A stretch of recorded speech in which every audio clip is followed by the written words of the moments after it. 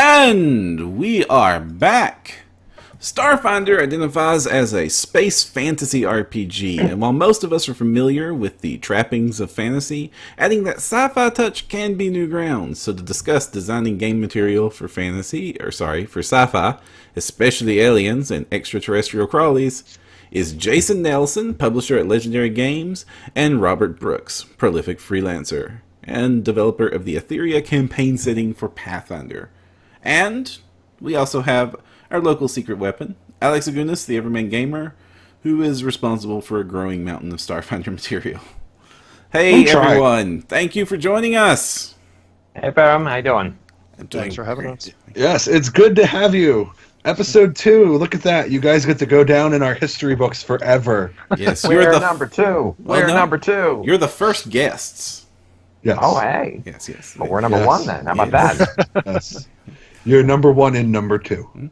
Now, for any of our listeners who might not be familiar with you guys, why don't you tell us a little bit about yourself and your background and how you got into this crazy thing called publishing stuff for tabletop role-playing games. Let's start with Jason.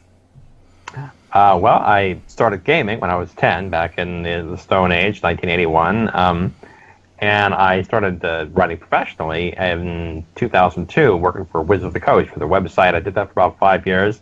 From there, after my website columns got canceled, they couldn't tell me why. And it's like, what happened? Oh, and of course, 4th edition was coming, but they couldn't tell me. But then I started playing, kept on playing, and then the first RPG Superstar came along.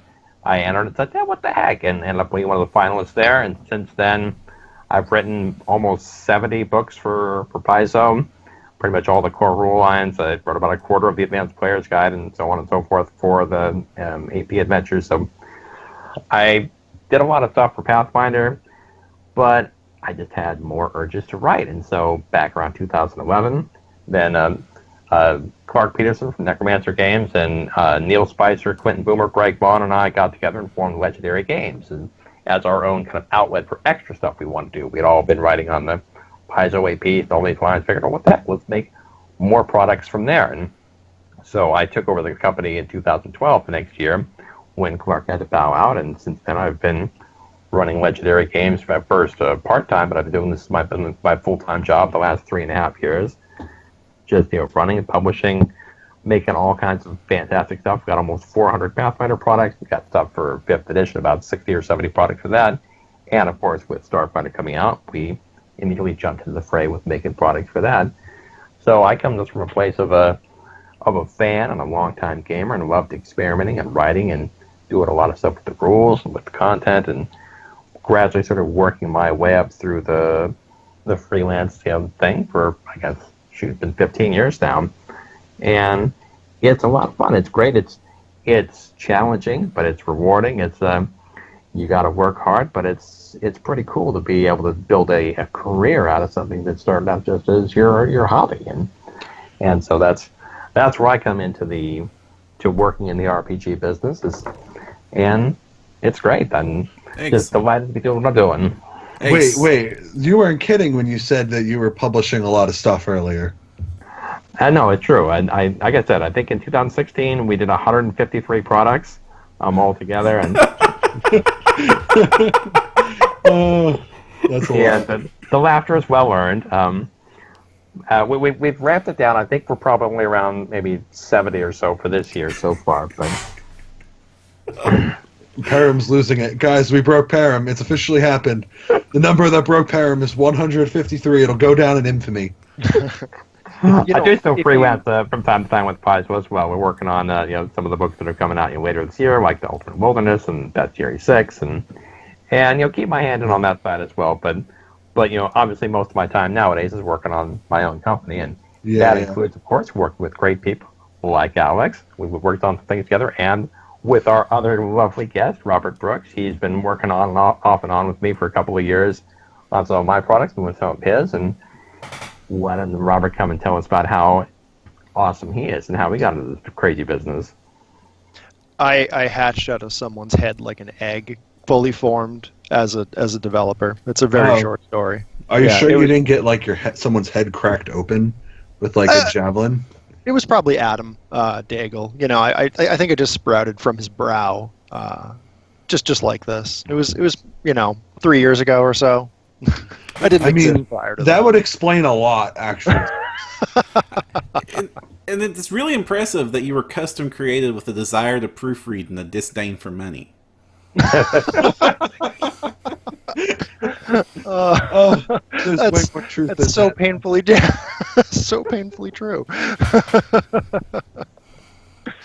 I've been around in one form or another for a while. I didn't start working in tabletop for years. My background started in video games. I worked for a Malaysian company way back in the dark times of the early thousands, and back when MMOs were just a new thing. And I got out of that industry and stayed out of games for a while, but played on my own. And then RPG Superstar came around, and I was like, you know what?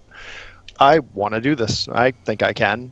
And it's funny, Jim Groves, of all people, I always tell this story. He was completely responsible for me ever even becoming anything. I wrote a kind of hard review of Shackled Hut, the second book of Reign of Winter, on Paizo's website, and you can see the review. The review is there. I was pretty hard on it, and Jim came aside and was like, oh, well, here's this and here's that, and here was my thoughts on why I wrote and designed the things the way I did. And I was like, wow, I didn't realize they didn't just come fully formed, out of Jim's head. And there's a lot of thought process that went into it. And our first conversation, based around the conceit of me giving him a bad review, is what started all of this. And he was extremely gracious and terribly helpful, and you all have him to blame. Mm-hmm. Or thank. Dun, dun, dun. Oh, man. Yeah, the stories about how you get into RPG publishing and writing they're always really weird stories. They're never like, I went to college and got my degree in English and then I went ahead. Even I think Jason Bowman's degree is in architecture or something. It is. Yeah. So it's always fun to hear that. You're totally right. I must have asked that question hundreds of times now from different designers, and I don't think there's anybody who got into this industry on purpose. Nope. Man, yeah. When the first I came into it I was Julia Martin, who worked for years and years at WotC, was just a player. She actually played in my campaign. We kind of knew some of the same people I played in her campaign, and one day she said, hey, I kind of like the way DM, would you like to write some little columns for me called we're going to call them DM University. It's okay. And so I wrote a couple of these columns, and I knew she worked at the website, and I gave them to her. And about a month later, said, oh, we got these columns ready, and they're up. I need your information so we can pay you. And I said, wait, what? Pay me? Oh, I get money. I like money. Sure. I was thinking, did I ever tell my story about how I got into the industry on the show? I don't know. Definitely not on No Direction Beyond. Well, you know what? How about we dive into our topic, and then during banter, I'll share mine. How does that sound? Yes. We'll keep the audience teased. Okay, gang, we've got this newfangled game, Starfinder. It's like Pathfinder, but with lasers and aliens. Now, listen, don't bring up lasers. Our other co-host who couldn't make it tonight gets really, really touchy when we talk about Starfinder. Yeah, you guys should totally go read his. Our audience, James Ballard did an excellent blog post within this last week where he talks about the problem with lasers in Starfinder. It's a fantastic read. Go check it out. I don't know if he told you. Someone responded to him with an answer that he loved and thought it was a really yes. He wants me to put that in the shout-outs, but go ahead and talk about it, Alex, because you know more about this than I do. So somebody, I don't know who this person is, so if you're that person, you're awesome. So someone messaged James and was like, are we sure that it's not a typo that's carried over from Technology Guide that basically replaces invisible with incorporeal? And so if lasers couldn't hurt incorporeal creatures, James wanted me to mention that would make perfect sense, and he would be perfectly fine with that rule, based on how it's worded. Because the thing with lasers is that the way it's worded is that when you shoot a laser, it can go through glass, right? But it's specifically listed as harming the glass as it goes through it. But when you shoot something that's invisible with a laser, or that has concealment because of dust or whatever, even if it goes through them, it doesn't hurt them. The heat doesn't transfer out if they're invisible, but it will transfer out through glass. And so he wrote an entire article that basically talked about why that doesn't make sense. And so a reader was like, hey, well, maybe they meant incorporeal. And yeah, so like if that should be it, that makes perfect sense to both of us. I don't know how you guys feel about that, but yeah, there's that. So Well, I do want to. We tease the audience, but I do want to. Like, James's ultimate conclusion was that the lasers in Starfinder must be sentient beings, so that their perception is fooled by the invisibility magic. it's like a Looney Tunes laser. All right, but now that we're not okay, a sentient laser would be a really cool alien to design. But let's talk more about. Okay, so when you're designing for science now. Starfinder is a science fantasy game, but it's the sci-fi aspects that we're not going to be familiar with. I am curious about the science fantasy specifically, and we'll touch on that a little bit. But what do you think are the challenges when you're shifting gears and you're making new material for science fiction gaming? Well, you got a couple of different ones, and the first and foremost is that science fiction is a really broad area. And this is, it's from the hardest of the hard sci-fi that's just, hey, astronauts out in space, to something like, say, Firefly, where everybody's human, the space flight's pretty basic, to something like, Star Wars, where, okay, there are aliens, but they're all pretty much humanoid aliens, except for the occasional monster, to something on the far out wahoo end, like, say, DC Comics or Marvel Comics, cosmic stuff, where you've got all kinds of, nutty aliens. So, I think people get stuck sometimes on the idea of what is science fiction, and they start to feel a little trapped by a certain conception, when I think that you need to take a step back and make sure that your understanding of science fiction is sufficiently broad to incorporate all that kind of stuff. It's something that's going to be idiosyncratic for your game, and not so much as a designer like us, but in whatever your game plays, as long as you and the players all agree on what the kind of sci-fi is you're playing, it's all great. As a designer, you have to be able to express what the purpose of what you're creating is for. Are you trying to make something that's a very hard, naturalistic sci-fi that, only contains, what you would get out of an episode of out of your local physics book? Or how speculative and how magical do you want to be? How much you're willing to play with? To go back to your idea about, lasers and things like that, do you want to drill down to the vague areas of how physics, quote unquote, should work? That's how you end up getting, 4,000, post message threads about whether or not a fireball will destroy all the oxygen in the room and cause everyone to suffocate and die. And those are the kind of questions that occupied, rec.games.frp back in the day when the internet was in its infancy. So, but if you want to play with those science tropes, you can, and you can really tweak those and have a lot of fun with the monsters that you make. So, I think that's sort of the first threshold you have to get to, is what kind of sci-fi are you wanting to play and are you wanting to create for? And then if you're building a product, how are you going to sell and package this product in a way that it all makes sense together? Mm-hmm.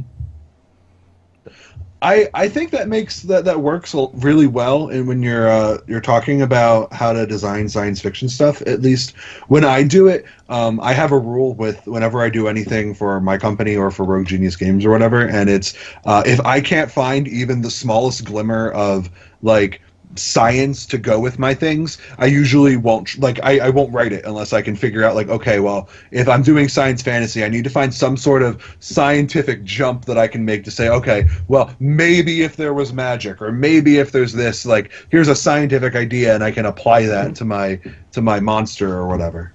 Your sentient laser beam. My sentient laser beam, Photonians. That's what we'll call them. It'll be great. Legendary monsters, Photonians, by Alexander. You're writing it now. Yeah, it's done. Now, you mentioned that it has so many possible worlds, and indeed there's lots of examples of that in fiction.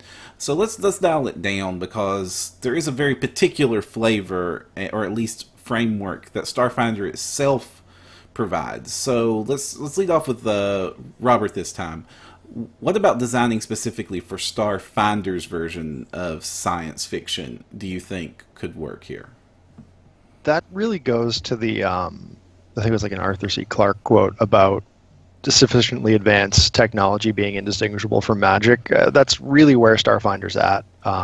You look at the classes alone, like the engineer and the AI stuff that they can do, it borders on the realm of bizarrely supernatural and near magic. And I think that in itself informs the decisions you make when you're kind of designing creatures in that setting. And also just the default setting of Starfinder being the future of Galarian is so very entrenched in like, hey, magic was here a super long time ago. We just kind of bootstrapped technology onto it.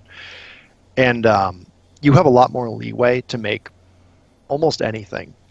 It reminds me of the thought processes that went into making Iron Gods, which is sort of like that Herculoids, mixture of fantasy and science fiction. It's an easier blend to make because you don't have to think so hard about, well, is it science or is it magic? It can be explained either way. You want to have a technological explanation, you can Star Trek mumbo jumbo and tech speak an answer and say it's nanites because that's 90% of the hand wave it's quantum nanites. On the other angle, you get magic and you get things like dragons and you get things like incorporeal creatures, and maybe somewhere in between there are the sentient lasers. Are they light elementals? Are they a cluster of nanites that modulates photons? You don't know unless you decide to veer one way or the other, and then you can make it either. So it provides a lot of freedom.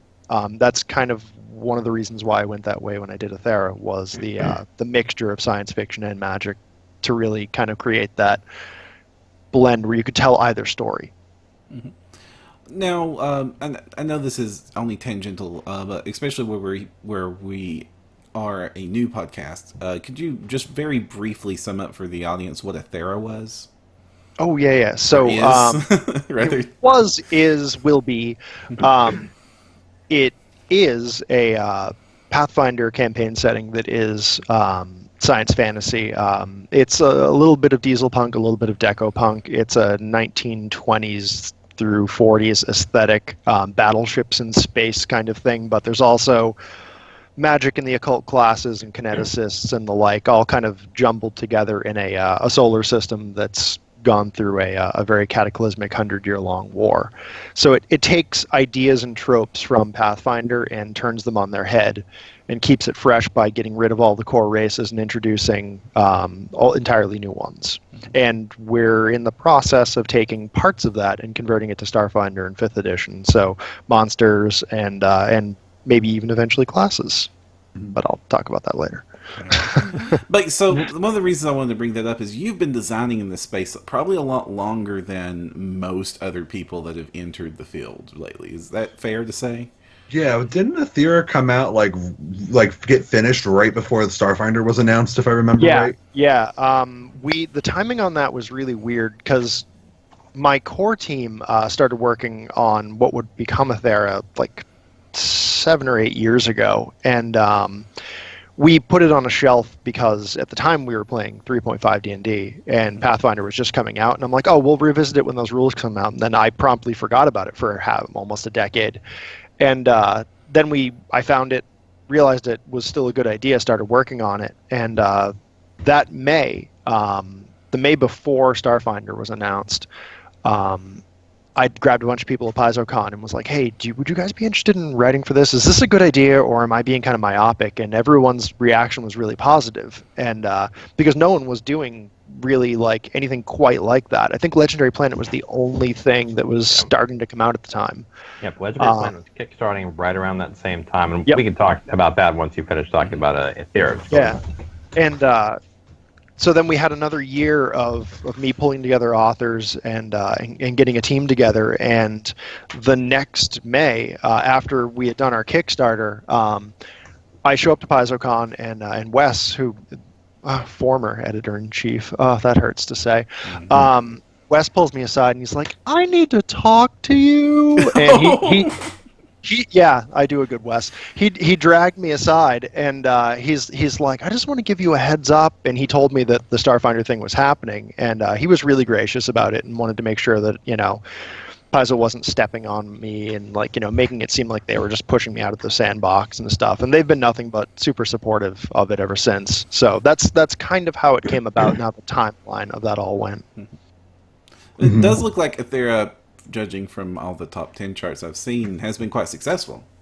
Yeah. Beyond my expectations, way beyond my expectations. Yeah. Owen and I have Um, been dueling that book for weeks on the top 10 downloads chart. Someone said, like I think like last week, that it was still number 2 in the top 10, and I was literally blown away. I could not have imagined the reaction to be so positive, but it's heartwarming to see, because a lot of people put a whole great amount of themselves into it. So between your experience working on Aethera and Jason's experience working on Legendary Planets, what have you guys found is something that you've been able to do that you just could not really realistically do in Pathfinder? Like, what does science fantasy open up for you guys? For me, Go ahead. for me, it was starship combat. I mean, there's really no call for it, by and large, in a regular fantasy setting. There's some stuff hinted at in Distant Worlds and for Pathfinder, but that was something that we had to build from the ground up, which was challenging. And turns out we built a very similar system to what Starfinder does. We just came at it from a different direction. But Thurston Hillman designed our space combat system with the idea of both like fast dogfighty stuff and bridge crew ability, so that everyone kind of participates together and helps out. And that was just something that I think was born of putting science into fantasy. And Jason? Legendary Planet, you really took a different tack. And when we launched Legendary Planet, we announced it originally in 2014, ran a Kickstarter for it in early 2015. And, in a lot of ways, the success, considerable success of Legendary Planet, which funded over 10 times over, and then Aethera after that, could have been, something, useful for positive to take into account. It's like, we've been thinking about the sci-fi thing, and now we see the third-party people getting into it, and it's being successful. Maybe it's time to push the big red button and go ahead and do it. But we took a different tack, which was not so heavy on the tech side. There is no starship combat in Legendary Planet, because the idea of it is much more inspired by the sort of pulp sword and planet genre, the John Carter of Mars, the Flash Gordon, and that kind of thing. Really much more embedded in exotic and alien worlds and experiences with alien and lost technology in there, but more what we call planetary romance style stories. So you are in an alien world, you're in an alien environment, there is technology around, but the theme and the feel of it is still straddling that border between the fantastic and the mechanical. So you're able to play in a world that bridges both of those gaps, and so it's got these very lurid and vivid colors and flavors and textures to all the different planets you go to. Mechanically speaking, it operates on a Stargates-like premises where you're going from world to world to world, but then it's a little more constrained in the concept of its design. One of the things to do with in a science, fiction, science fantasy game is the characters have almost infinite freedom of movement, which means they can go pretty much anywhere in their starship or whatever, teleportation, whatever their means of transport is. Whereas in a planetary romance style story, in a Sword and Planet, you are exploring these alien environments, exploring these alien worlds. And so we took it as a way to imprint a very specific kind of feel and a texture to it, which brought in a lot of these tropes from science fiction and wrapped them together into a blend that, if you're going to say what's the combination of fantasy and science, then Legendary Planet was closer to a 50-50 blend, whereas Aethera is probably more 75% sci-fi, 25% fantasy, and maybe something like Starfinder is maybe 80-20 or 85-15, whatever the exact balance is. But Legendary Planet is more towards the fantasy side because it's telling a different style and flavor of kind of a story. And so why we did that was more a stylistic choice, and that this is a kind of a story that even amongst the various sci-fi games that have been out and have come and gone over the years, from GURP Space to Star Frontiers to West End Star Wars to so on and so forth down the road, Gamma World and all of that. But this style of story was something that we didn't think it really been told before. It was an idea that Neil Spicer, my partner, had for years, even back to the Alternity days, and he had always kind of wanted to bring out. And as we were doing our Mythic Kickstarter, we thought this might be a good place, at least from the Pathfinder mechanics, to work with that idea of these superheroic pulp hero, kind of characters, and how they would engage with these alien monstrosities, abominations, conspiracies as either fish out of water or as people who are native to the stars, either way, but how they would play out much more in that heavy metal style of story, heavy metal magazine. Those are more it was more a thematic and stylistic inspiration rather than a specifically mechanical one that led us to create Legendary Planet as a sci-fi story with those fantasy elements in it. It's something Jason said reminded me too. One of the on the mechanical side of things, one of the things I had to come to terms with when working on Aethera was making flight available early on. The conceit of a lot of fantasy games is that flying is something you earn. In Pathfinder, it doesn't usually come online until 6th level or higher. With Aethera, it's just one of those things that, first level, okay, you can probably fly everywhere you want to go. You can buy a speeder, you can do whatever. Like, it's not going to be a hurdle, and everything has to be designed to accommodate for the fact that the characters aren't landlocked, because that immediately changes the feeling of the game when you have vertical mobility, and it changes the way you design encounters, it changes the way you design maps, it changes the way you basically come at all of the world building when necessarily you aren't going to expect the PCs to have to trek across a desert. They might just be able to fly over a large portion of it. So that was something that changing to a science fiction kind of idea made me have to think about.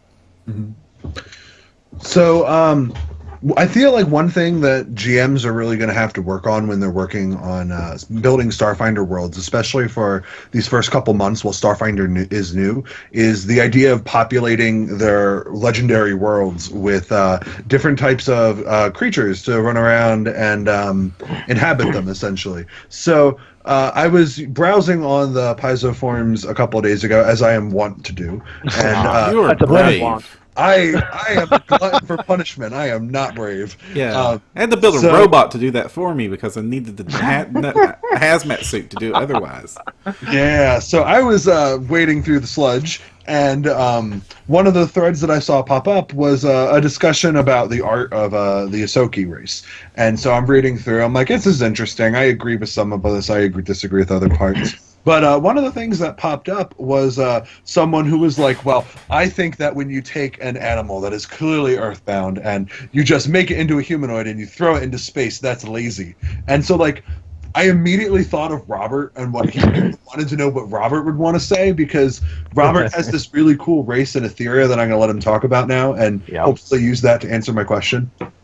So, so like, what do you think? Is that lazy? Should GMs not do it? Should they do it? It's definitely tropey and it's definitely cliched. Like, just the idea of, like, just this is a planet of rat people, this is a planet of snake people. It's been done a lot. It's easy and accessible, which is the reason why it gets done so much. It's familiar. People are like, oh, snake people in space. Okay, that's like snake people underground. I get that. And that touches on a thing of biodiversity. That's a slightly different conversation. But what I did in Aethera was not too different from it, but the Okanta are a race of people that is spliced with beast-headed giants, and they each have a different mammalian head. Honestly, not too... Oh my god, does that have a little hologram? I used to have those as a kid. I forgot what they were called. I lost one in a lake. Oh, what a weird story. What a bizarre memory to just have. Thank you, Param, for jogging that. Wow, that's probably where that came from. They're beast-headed people, and they kind of get that fix of, I want to have like an animal alien race, without necessarily just being, this is the planet of rat people. Because you can have like a tiger-headed Okanta and a lion-headed Okanta who have like a goat-headed Okanta child. Like, there's no rhyme or reason. They just genetically express a different animal. So there's no like real tribalism between that, but they are still very bestial. They're still fur-covered. They're still animalistic. But I do think that just making each planet be, here's the planet of the animal people, can be a little boring if you're expecting something new when the universe is all these different myriad possibilities. I mean, you look at one of the races in Bestiary 5, I think, that would be really great for Starfinder, if it isn't already going to be in the Alien Bestiary, is the Astomoi. They're like a bodiless race that doesn't breathe or eat. They touch food and consume the nutrients from it. They don't have really a face. Like, that's fascinating. Like, what's their culture like? What's their art like? Those are the kinds of things that are almost harder to just easily jump to, that were worth writing down and developing out. Where the closer it gets to a human analog, the less you really need to write about it. So it depends on how much work a GM wants to do. If they want to create some simple, animal people for their players, it's not going to be really hard until you start trying to design chairs for them. It's really complex. This sounds like there's a story there. Just Digitrade leg, however you pronounce it, with the legs that bend backwards like a dog. Like, chairs are just challenging when you think about that. James Jacobs had an entire discussion about that in his sprawling thread, especially with four-armed races. Like, once you go outside of the human shape, everything starts to look weird. Like, a door and a chair isn't going to look the same for a race that has four arms. There's so much more mobility and accessibility they have, that it's like looking at like a dog door in a person's house. That looks different than our door because they don't have hands to open things with. It's a flap that they push with their head and they go in. So with forearms, how did they design differently? And if their legs bend backwards, what does their furniture look like? That was something that I had really hoped would be addressed in Mass Effect Andromeda, because there's an alien race that has legs like that, and we see their homeworld, but they just have chairs. So I don't know how they sit. Backwards. But yeah, backwards. They reverse all their chairs around and straddle it with a hat on backwards and have a rap session with other people about it. They permanently Riker everything. Yes. Nice. They pull the right over. But just getting into the general shape of aliens can make you ask yourself a lot of questions. With the Astomoi, I mean, that's a great example of the bestiary doesn't go into their society, their habitat. Like, what does an Astomoi have for a living space? Like, they don't even have a face. Like, how does that impact their society? And that's kind of a fascinating question to have to ask. It's not just that animal people or animal-headed people is, if you want to call it lazy or cliched or tropey or whatever, so is anything that's a bilaterally symmetrical, approximately humanoid shape. Why are 90% of the aliens shaped like that? Well, because that's how the game works most easily and best. There should be all kinds of different. If you're going to have sentient species, there's no particular reason that they're ought to look like humans, but at a certain level, when you're playing a game, you also have to accept the basic conceits of the game. That, okay, this is just kind of how the world works. This is why there are goblins and hobgoblins and bugbears and orcs and humans and kobolds and gnomes and dwarves and all the rest of them, theoretically all independently evolving or independently created by their gods in a certain image, and they all look basically the same, other than, do they have beards or not? So if you can accept the fact that these are different, unique species, then it shouldn't be too far of a bridge to get to, all right, there's different kind of animal-headed things, and we can just sort of deal with that and accept it's a trope of the genre and one that we're playing. But you can also play with those tropes of the genre. So if you think back to, the olden days of gaming, what's a Minotaur? Minotaur is just a savage, bull-headed guy. Okay, fine. Then along comes Dragonlance, and Minotaurs get a sort of makeover in that setting, when now they're super honorable and they're pirates and sailors. So now there's sort of this offshoot of what Minotaurs are all about that's defined in the scope of Dragonlance. You kind of continue moving on. Okay, what are Minotaurs now? You go into something like Ithera, there's another reinterpretation of what Minotaurs are all about. These, demon-worshipping, alien invaders who come crashing into the Ithera system from outside and then kind of get stuck there. And what does that all mean? Fundamentally, they're still Minotaurs.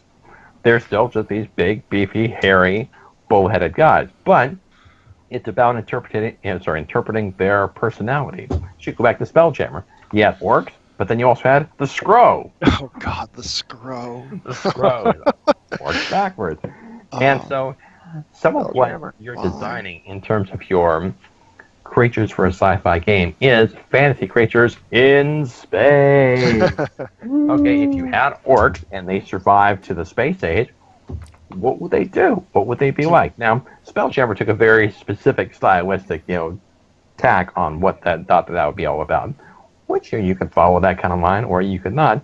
You kind of build out how would this society have continued to evolve and change, and what would they be like in an age with advanced technology? How much would they be similar to their personality back in their, age of steel? Now that it's the age of the atom, or it's the age of the nanite, or the age of the photon elemental. And if you're not careful, you get the GIF, and you get hippopotamus, big game hunters in space. Exactly. Oh no. Yeah, I've seen those. They're scary. So, So I much don't mean noble scary. artwork, though. Yeah. They have a surprisingly amount of artwork, considering they were in one edition and never talked about again. Yeah.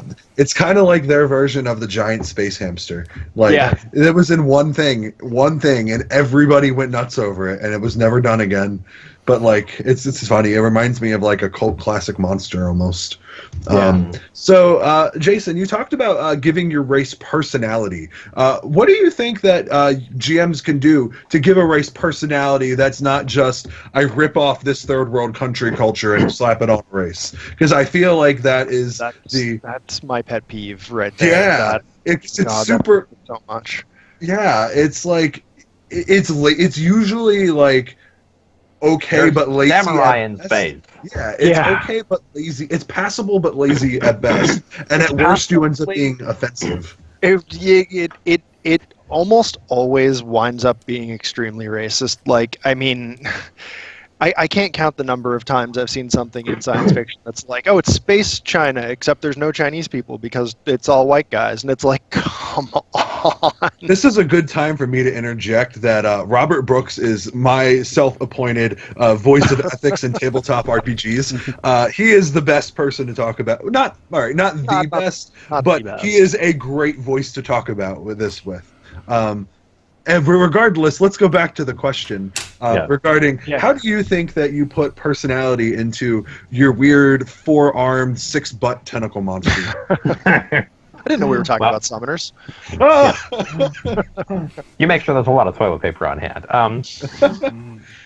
But it has a lot to do with deciding why do they exist in the game world. One of the interesting little tricks you learn as a game designer is that you actually don't have to answer every single question about things that you design. And that's something that it's easy to get stuck on when you're first creating from the ground up. You think, shoot, well, if I'm going to create this, do I have to know every single thing there is to know? And the answer is no, you don't, fundamentally. But you do need to know, why does this creature in the game? Why are they here? What are they going to bring to the table that's going to be fun and interesting? What are they going to bring to the setting that's going to be fun and interesting?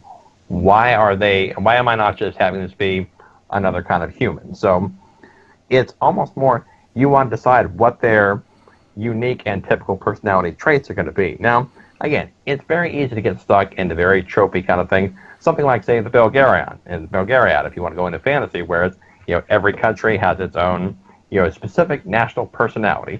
This country is greedy, this country is stupid, this country is all spies, this country is all drunk Vikings, whatever it is. So you want to go a little bit farther than that. But that's where you can kind of just let your imagination go, and you need to just kind of think about, what is the instrumental purpose of this race? Why are they going to, be something in this setting? Now, monsters, you can kind of step back, because a monster is fundamentally, in terms of the narrative purpose of it, it's an obstacle. It's an obstacle for the hero. So a monster doesn't need a plan, doesn't need a personality, though you certainly can develop one. And when I wrote a lot of those, such and such monsters revisited books for Paizo, that was something that was interesting, was, okay, what is the angle for this particular monster? What is the angle for this particular kind of undead, this particular kind of, excuse me, why is a Medusa the way that the Medusa is? Why is a Hydra the way that it is?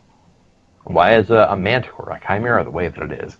And so, certainly you can give monsters a certain kind of personality profile, and that can help make them more than just a pile of hit points and a pile of treasure after the fact. But your races that you bring, the playable races, are ones where you want to put a little more thought into what role are they going to serve. And I don't know if there's any magic bullet to figuring that out. You can certainly draw some inspiration from real world cultures. You can find things that are kind of cool, but you take that and then you say, okay, what happens if I take this and move this 3 steps forward and take this and move it 4 steps to the left? And so a lot of it is sort of massaging the details. It's kind of like approaching a machine and pulling different levers and kind of seeing what happens if you change certain things, and the final texture and the flavor that you come out on the other side, it might be a mess. And you might say, that's kind of dumb. But you bring it back and say, okay, what if I take this and put it a little farther? So it's a matter of experimentation. I don't know if there's really any special secret sauce to it other than that. If you've got a great inspiration, then awesome, you find a great way to do it. But trying to sort of go through the mechanical make work of, okay, now I have to make another race that does this, that's when you can kind of box yourself into a corner, because you're not operating in the natural flow of your creativity and passion. You're trying to write to a very specific box. If you've got a set for what you want your cultures and your campaign world to look like, okay, that can work. But I think that's not necessarily the most efficient way to work in terms of developing your creativity and finding ways to really make each individual race or culture distinct and interesting. Now, this is a time I want to remind everybody that we film these episodes live on Twitch at twitch.tv/no direction. And we have a live chat. So chat, if you have any questions about sci-fi, or for our 2 guests here, or for us, the host, just type them out in chat, and periodically we will get them and answer them on the show. So please ask your questions. We're pretty good about it. It's not that we've had a lack of conversation. We've had a lot of way to go. Now, let me throw out one more thing, okay. Which is we were talking kind of in the crosstalk before we started, and the idea that no idea is too good not to steal. And if there are things that you love in your favorite sci-fi property, by all means, take inspiration from them. I mean, sure, as publishers, we can't just say, oh, I want to have, the Borg, so I'm going to write the Borg into the campaign. But if you say, I like the idea of some sort of a mechanically or bioengineered sort of slave soldier race that's, created by some sort of, either evil computer or some mad scientist or whatever it may be. All right, how would I do that? And in Legendary Planet, for instance, we created this species called the Klavan. I think it's not really a species. The Klavan are what comes out at the other end when the Jaguadine, scientist race, applies their vicious and evil genetic engineering process to you. You might have used to been a human or a dog or whatever. You come out the other end, now you're a Klavan. And so the Klavan are psychically connected. They are adaptable to different sorts of environments. So they have some of the elements of, a Borg-like, motif, but they're covered in sort of this green bioorganic crystal. They're not nearly as sort of mechanical in the way that they operate, and they can be. But the same idea of having it being a template you can adapt and assimilate anyone into this Klavan mold, and then use that as you go throughout the campaign, gave us something that was similar in flavor and feel to something like the Borg. Now, Neil came up with the Klavan. I don't know if he was directly inspired by them or not. They seem sort of Borg-like to me, as I kind of, but that's a fairly iconic sci-fi kind of a role, and it works pretty well as a villain race to put in there. They don't need a specific personality. Their personality is, we've been abducted, we've been horribly experimented on, and now we've been turned to this, perverse shell of our former selves who are now, vicious, evil murder bots trying to kill you. Take a really big file, apply it to the serial numbers. Yeah. Mm-hmm. That's the short version of that. I'm a little disappointed that there's no old Nelson's legendary flavor sauce sitting around. I couldn't share it. I did. He said that there was no secret sauce for making design, so I'm sad that there's no old Nelson's legendary design sauce.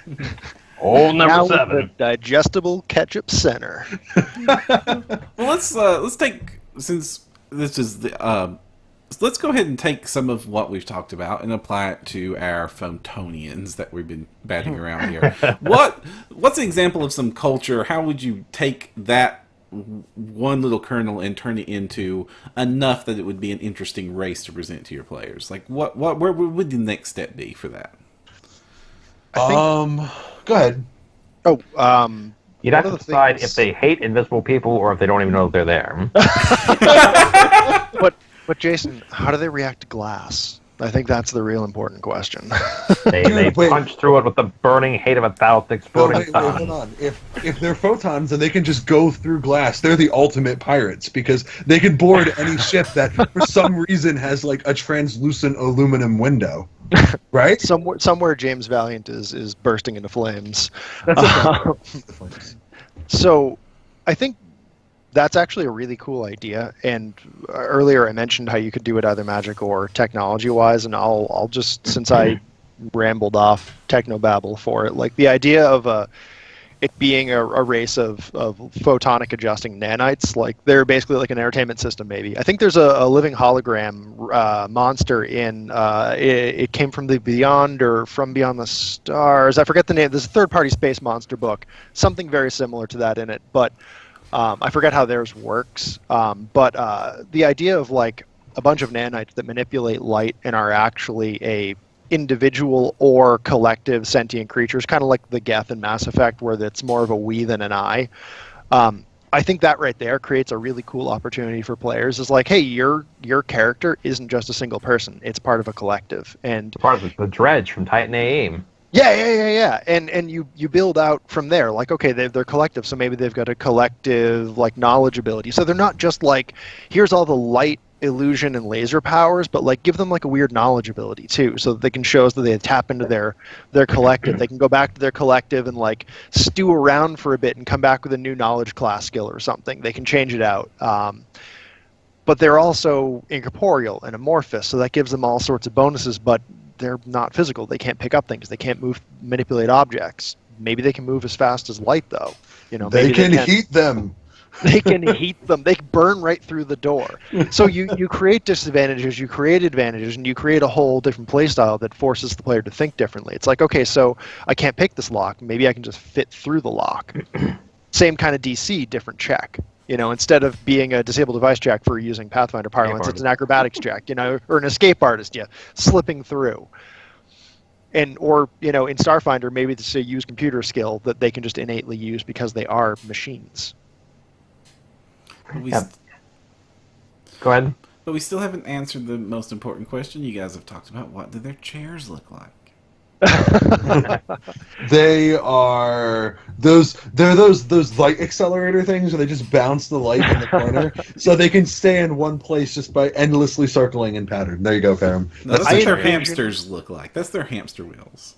I envision their world as a Dyson sphere that they live inside of, where a star collapsed into a brown dwarf, and they just live in this giant amorphous mass of light and color and sounds and images that they take from outside of their star system. You know, they're gathering art in music, and they bring it back to their little Dyson sphere and they share it. So if you visited their home world, it's a collective menagerie of like everything they've ever seen, because they're shaping it with their thoughts. So like when they're dormant, they're just making things. It's like a giant Disney World in there. No, they're all the embodiment of Mufasa's quote, everything the light touches is our kingdom. They can touch stuff, and because they illuminate it, they permanently capture its image so that they touch you once and illuminate your body. They'll never forget you, and everyone of their culture would know. It's great. They're all Mufasa. That's great. Call James Earl Jones. We need to make this happen. Nice. We've got a question from chat. This is from Darren Kaldemeyer. The question is, how is your approach different when designing planets that provide an overall tone or theme, but have vast diversification and variety? I guess it's saying as opposed to this is desert planet, this is frost planet. How do we have a real planet and not like Tatooine that's just one endless desert? Well, that's where you're stuck. And that's something years ago I used to play a lot of BattleTech, and I created a lot of BattleTech campaigns. And BattleTech had no aliens, so you had all these worlds, and they kind of fell into the planet is this trope because their idea was that worlds were generally very sparsely populated. Most worlds had no native population. There were no aliens there. They might have plants, but the people would sort of create individual small colonies. And so it wasn't so much that the planet was all one thing, it's that only a certain amount of the planet was a place that anyone ever went. And so, for the sake of ease, if you were going to, Bartle Station number 47, whatever, if it was out in the swamps, there was some reason it was in the swamps, and you didn't really care that there was, 4 million other square miles of the planet because nobody ever went there, other than the mining robots who were, mining the swamps for photon skeletons, whatever it may have been. So, but the answer is, the question's a good one. Why isn't every planet as biodiverse as Earth? And I guess the short answer is most planets are probably fairly desolate, and no one goes there because they're lifeless orbs. However, desolate to humans doesn't necessarily mean desolate to aliens. So, in much the same way as you would have much the same way as you would have a world that's high magic or low magic, there's also, do you have a world that is high survival or low survival? Do you worry about worlds that are quote-unquote dead planets if adventurers can't go there? And this goes back to the idea of, do you have to define everything? And that's really the true answer if you're designing something. Like, look, I'm not going to create an entire travelogue of the planet Earth. Look at Galarian. It's been published, books about it every month for 10 years. And how much of that world is described? About a third of it. Right. Yeah. And so it's simply not realistic to expect a very in-depth travelogue of an entire planet that someone is just picking up. Now, I will say, Legendary Games has been doing this series of books that we call Legendary Worlds, which are short, about 20-page products, wherein... Uh-oh. I think we may have lost Jason. What that? Oh, he's back. Yep. Jason's back. Oh, that was a really funny lag, though. He froze like... Yeah. You look like you were getting electrocuted. It was right before you started to describe what legendary planets were. I probably had it coming. No, but it gets you 4,000 or 5,000 words of what's the politics, what's the geography, what's the society and culture of the world in general. So the short answer is, yeah, you can get that information, but you're going to get it at that 30,000-foot level view, because there's just no way to be able to create a truly encyclopedic reference for every planet that you go to. When, if you were to look back at, look at Faerun and the Forgotten Realms, how much of that world has been described? The whole world, they've been doing Forgotten Realms since 1987, and it's still, 30 years? It's still not all described. So, take a step back and say, what are the interesting and neat parts? What are the parts of this that have some adventure hook? What are the parts of this that have some value for why I want to go there? If you want to say Tatooine is mostly desert, well, sure. Is there any part of Tatooine that's not desert? Maybe. If so, why did nobody ever go there? I don't know. Maybe you should write an adventure and send it out there. In greens. But that goes back to your idea of the planets of, is this the planet of the horse people, and that's the planet of the cat people, and that's the planet of the bug people? What is the dominant species? What is the dominant society? What is the predominant biome of the world you're going to? And if there's one continent where most people live, you could say, and then also there are these other two continents on the other side of the ocean, which are generally uninhabited, and kind of leave it at that. But leave it interesting and open-ended. So if someone wants to explore them, they could. But I think it gets back to the essential nut of space is really big. Space is sort of the ultimate sandbox. And so in creating something, if you want to have everything happen on one world, you can play a sci-fi game. It's not going to be a space game, which is fine. If you want to play a sci-fi game that's set on a world, shoot, you can do that. There's all kinds of sci-fi that happens on one planet. Think of most of the stuff that happens in Marvel Comics. Most of what happens in Marvel Comics is actually a sci-fi story, and relatively little of it actually happens out in the cosmos. Most of it happens in and around planet Earth. So you totally can do that, and that's actually something about Starfinder that I think we shouldn't underrate, the idea of using it for telling different kinds of sci-fi stories. Not just we're flying through space going to different planets, but telling sci-fi stories in and around one particular planet. This is an entirely valid idea of a campaign. Just make sure as you're running it that the player and the GM are in agreement that, hey, we're going to bring sci-fi, but we're mostly going to be exploring this planet right here. There's a ton of stuff you can do with that. Yeah.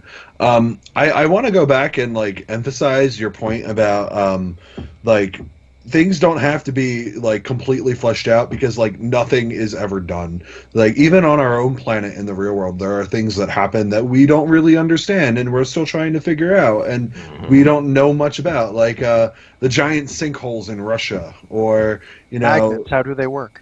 Yes, magnets, poles. I don't know. Like, not everything needs to have like a direct answer to it. And like when you're a designer designing for your players, those gaps you leave are the places where your GMs have their own little sandbox. Where if your GM wants to tell a kind of story in your setting that you didn't leave room for, hey, there's a dozen moons that are habitable that circle that gas giant. Go do what you need to do out there.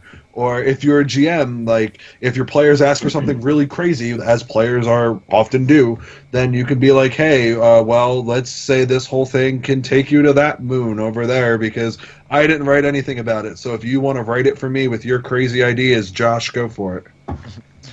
The question Darren asked is about planetary diversity is one I had to... I kind of boxed myself into a corner with the concept of Athera, and I had to make myself come up with a way to do this right, because in the setting, each of the planets is intrinsically linked to a specific classical element, or in some cases not classical. So there's a planet that's associated with fire, a planet that's associated with water, and so on. And I am one of those people that looks at Tatooine and kind of like cringes a bit because everything's very samey, and it's hard to tell Tatooine and Jakku apart. So planets like that are all one biome bother me, and then I'm like, oh great, so I made this single element planets. How am I going to make them feel right? And when you look at Athera, there's a planet that's an entire desert. And when I talked to Sarah Hood, who was the writer for the environment section of Akasat, the desert planet, I told her, I'm like, I want there to be diversity in the desert. Like, I want there to be different things that make each part of the desert feel different. And she wrote some of the most inspired stuff about where the polar ice caps melted away, how there's forests of peat and methane, peat bogs that exude methane. And it's one of the just this evocative image, talking about salt flats and oases and trying to build a desert that feels different in every corner when there's no oceans above ground, and then talking about, well, what's the underground like? And then going from that to, we have a forest planet. And then, well, why is it just forest? Well, we've got these gigantic lakes. The trees that are part of the forest are actually terraforming devices, and they're constantly churning up the planet and re-engineering it into plant life from meat life, and trying to make a basic concept feel varied. We had to do it all the way across through each of our planets in order to make them not feel samey. And even then, we wrote so many words on each of the planets. I mean, most of the 500 and some odd page book is describing these planets. And there's still so much I want to talk about, and so many little corners of the planets that I want to explore more and detail out. But it was definitely a question I had to really sit back and think long and hard about when we first went into working on Athera. Mm-hmm. It's a matter of how much you want to drill down and how much detail you want. If you've got all the time and all the energy that you want, then well, God bless you. Just keep writing as much as you want on one planet or on each planet in the system, and make it your own and make it awesome. And that what Robert said about the underground is also an interesting point. Which you would think about back to the planet Earth. There's a lot of sci-fi that goes into the depths of the ocean. There's sci-fi that goes into drilling underground. There's sci-fi that goes into what's in the polar ice caps. And just setting aside the basic diversity of land versus water versus the various biomes that are there, but also the planet's not a shell. It's not a ball. It has a center, it's got so you can go down in an awful lot of ways. If you go down the volcano, what's inside the volcano? What's at the center of the Earth? Is it like the World War comic book? There's a whole hollow world planet with the sun in the middle of it. What lies beneath, and how far do you want to go with exploring and unpeeling the onion? And what are the different layers that make up your world and make up what it is? It doesn't have to be Earth-shaped. It doesn't even have to be inhabitable by humans. And so, how much do you want to play with wind and weather? And should you go back to some of the harder sci-fi stuff, the influence of mega gravity and the sort of dilation of time? Is that something you want to play with a particular world or with a large section of the world in general? And so, anyway, the point being, there's an awful lot you can do both with actual worlds and with artificial worlds. So if it's high tech, we can have any number of kinds of space stations. You can have something like Absalom Station in Starfinder, which essentially is almost like a planetary fragment.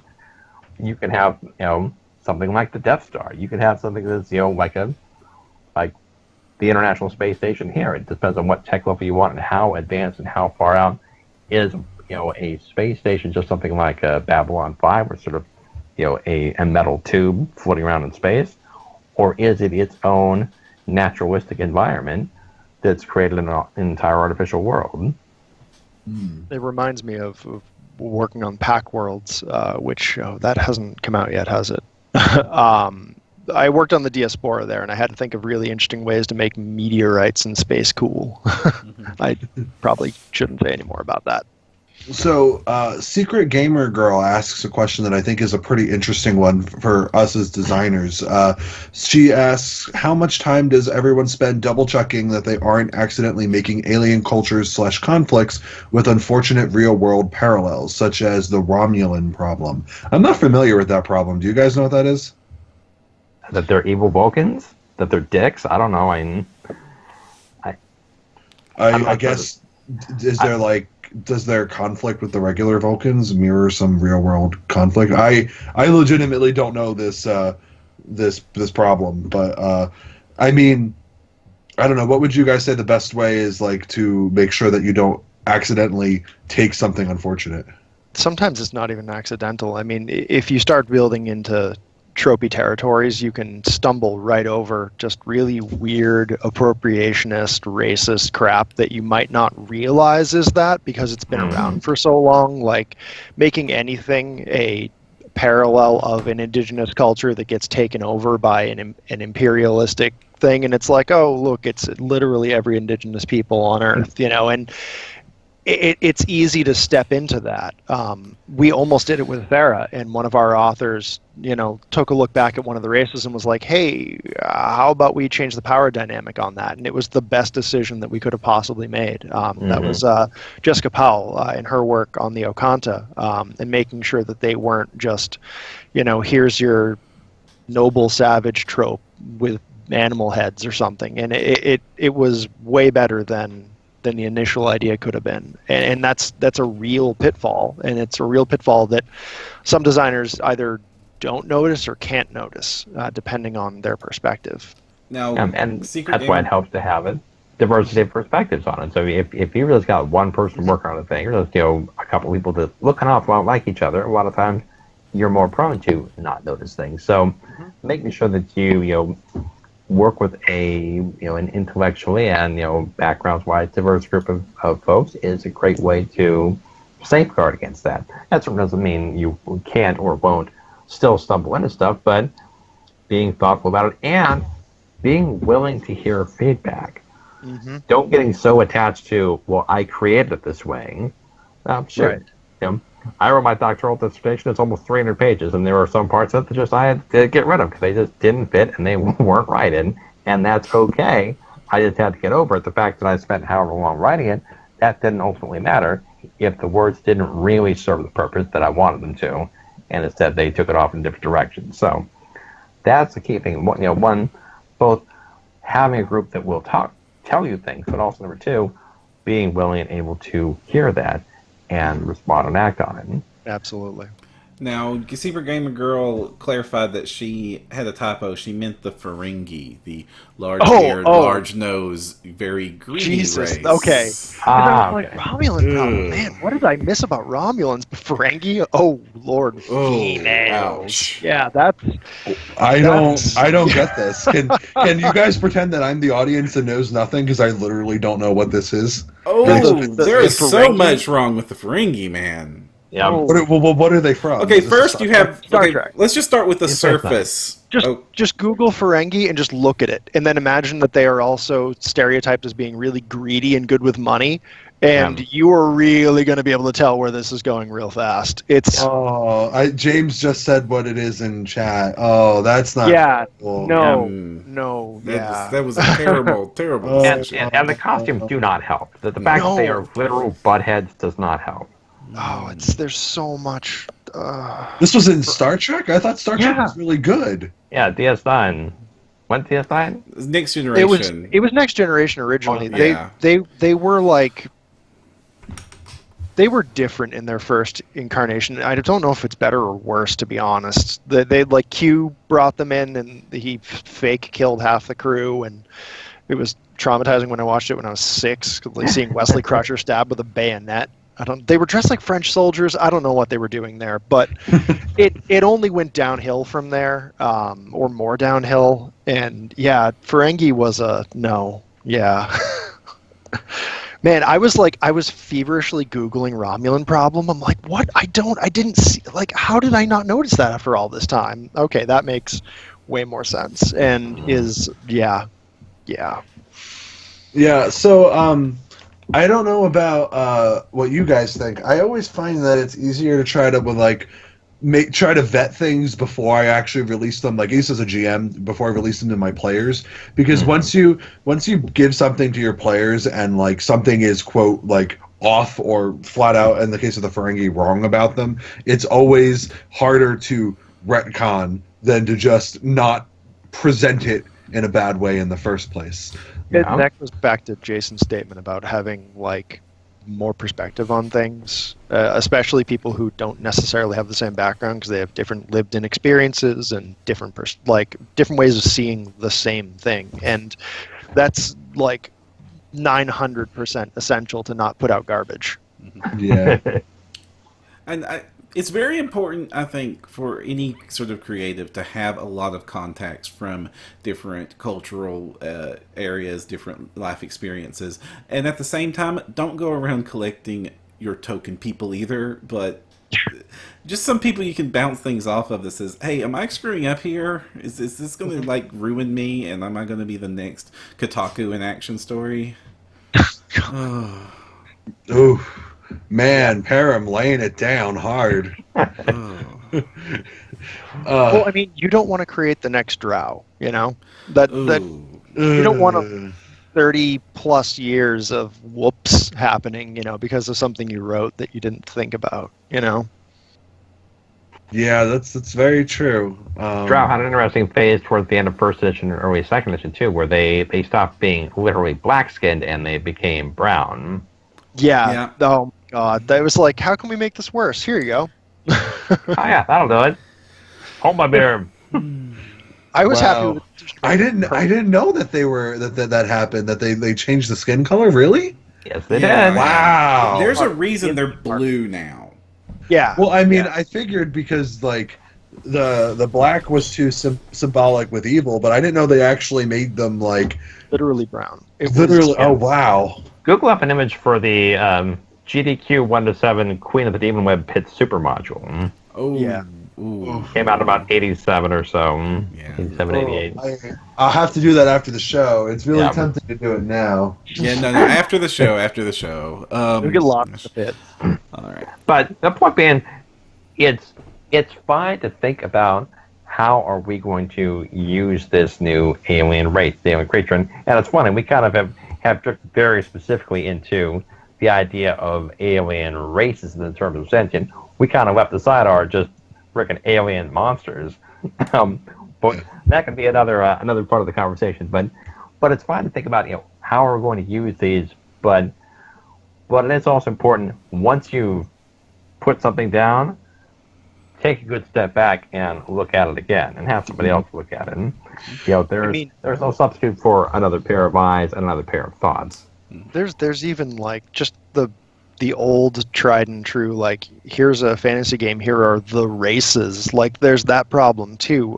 Mechanically, since Aethera's lashed onto Pathfinder, we use the term race mechanically, but I tried to make sure that in the actual text of the world we use species, because it's a holdover, and honestly I cannot remember which way Starfinder fell on that.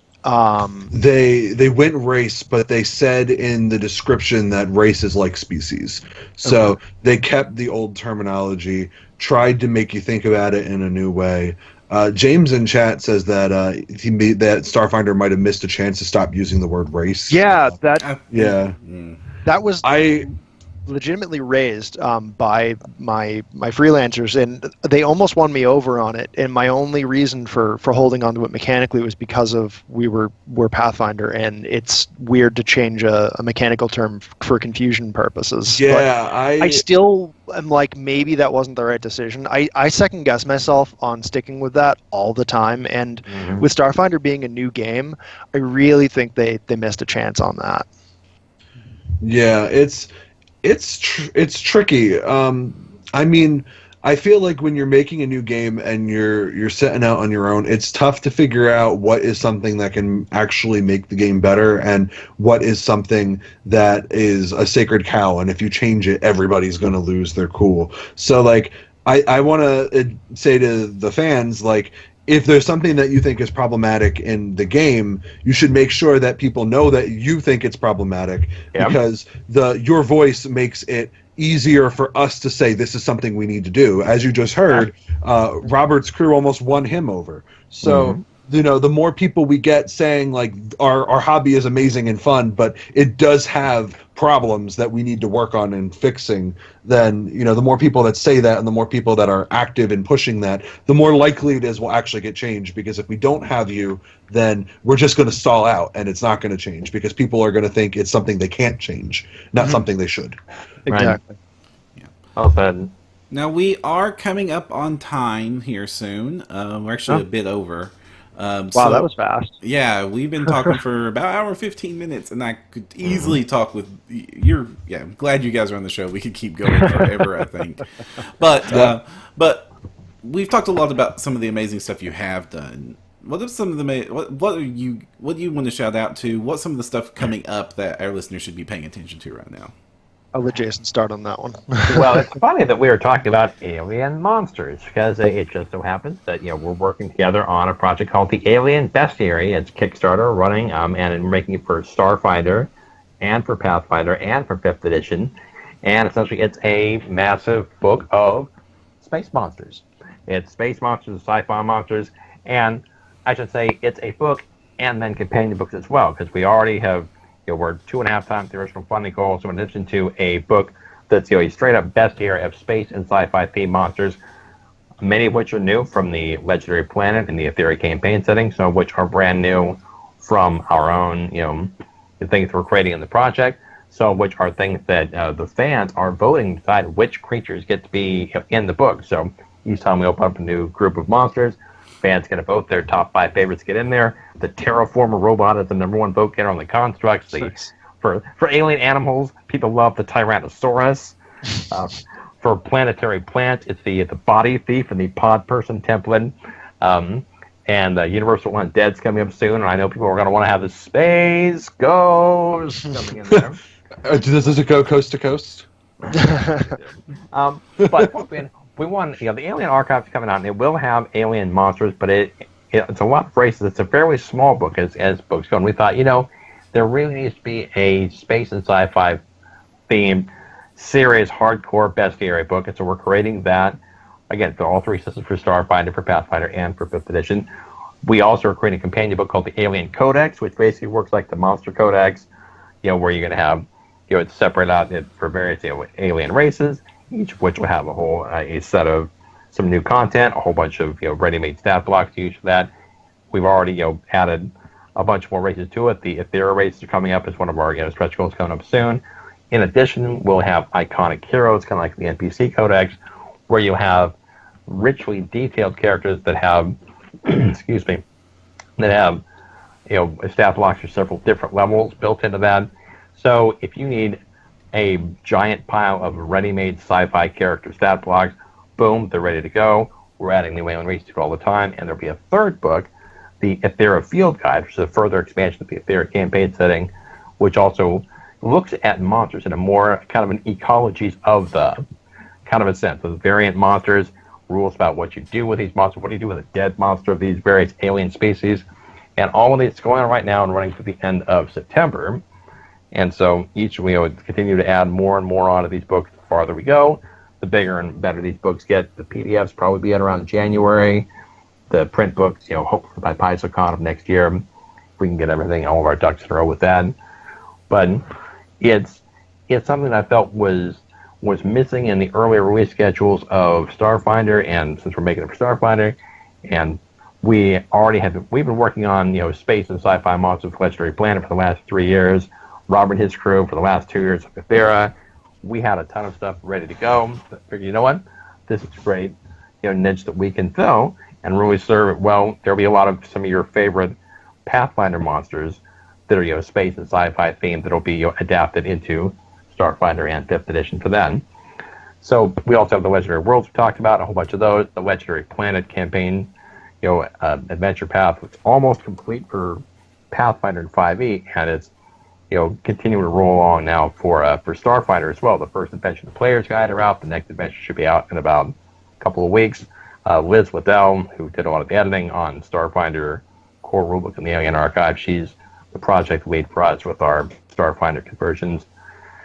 We've got a team of a ton of great people, a lot of whom worked on the Ethera campaign setting as well, who are working to bring this thing to everybody. So if you are looking for an awesome resource for monsters, for NPCs, stat blocks, and for what do you do with all those creepy and vicious aliens, check it out, the Alien Bestiary on Kickstarter going on right now.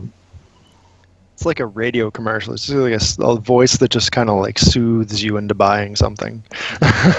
Just go, move your mouse to the button, click on that $10 reward. No, you're better than 10. Go higher.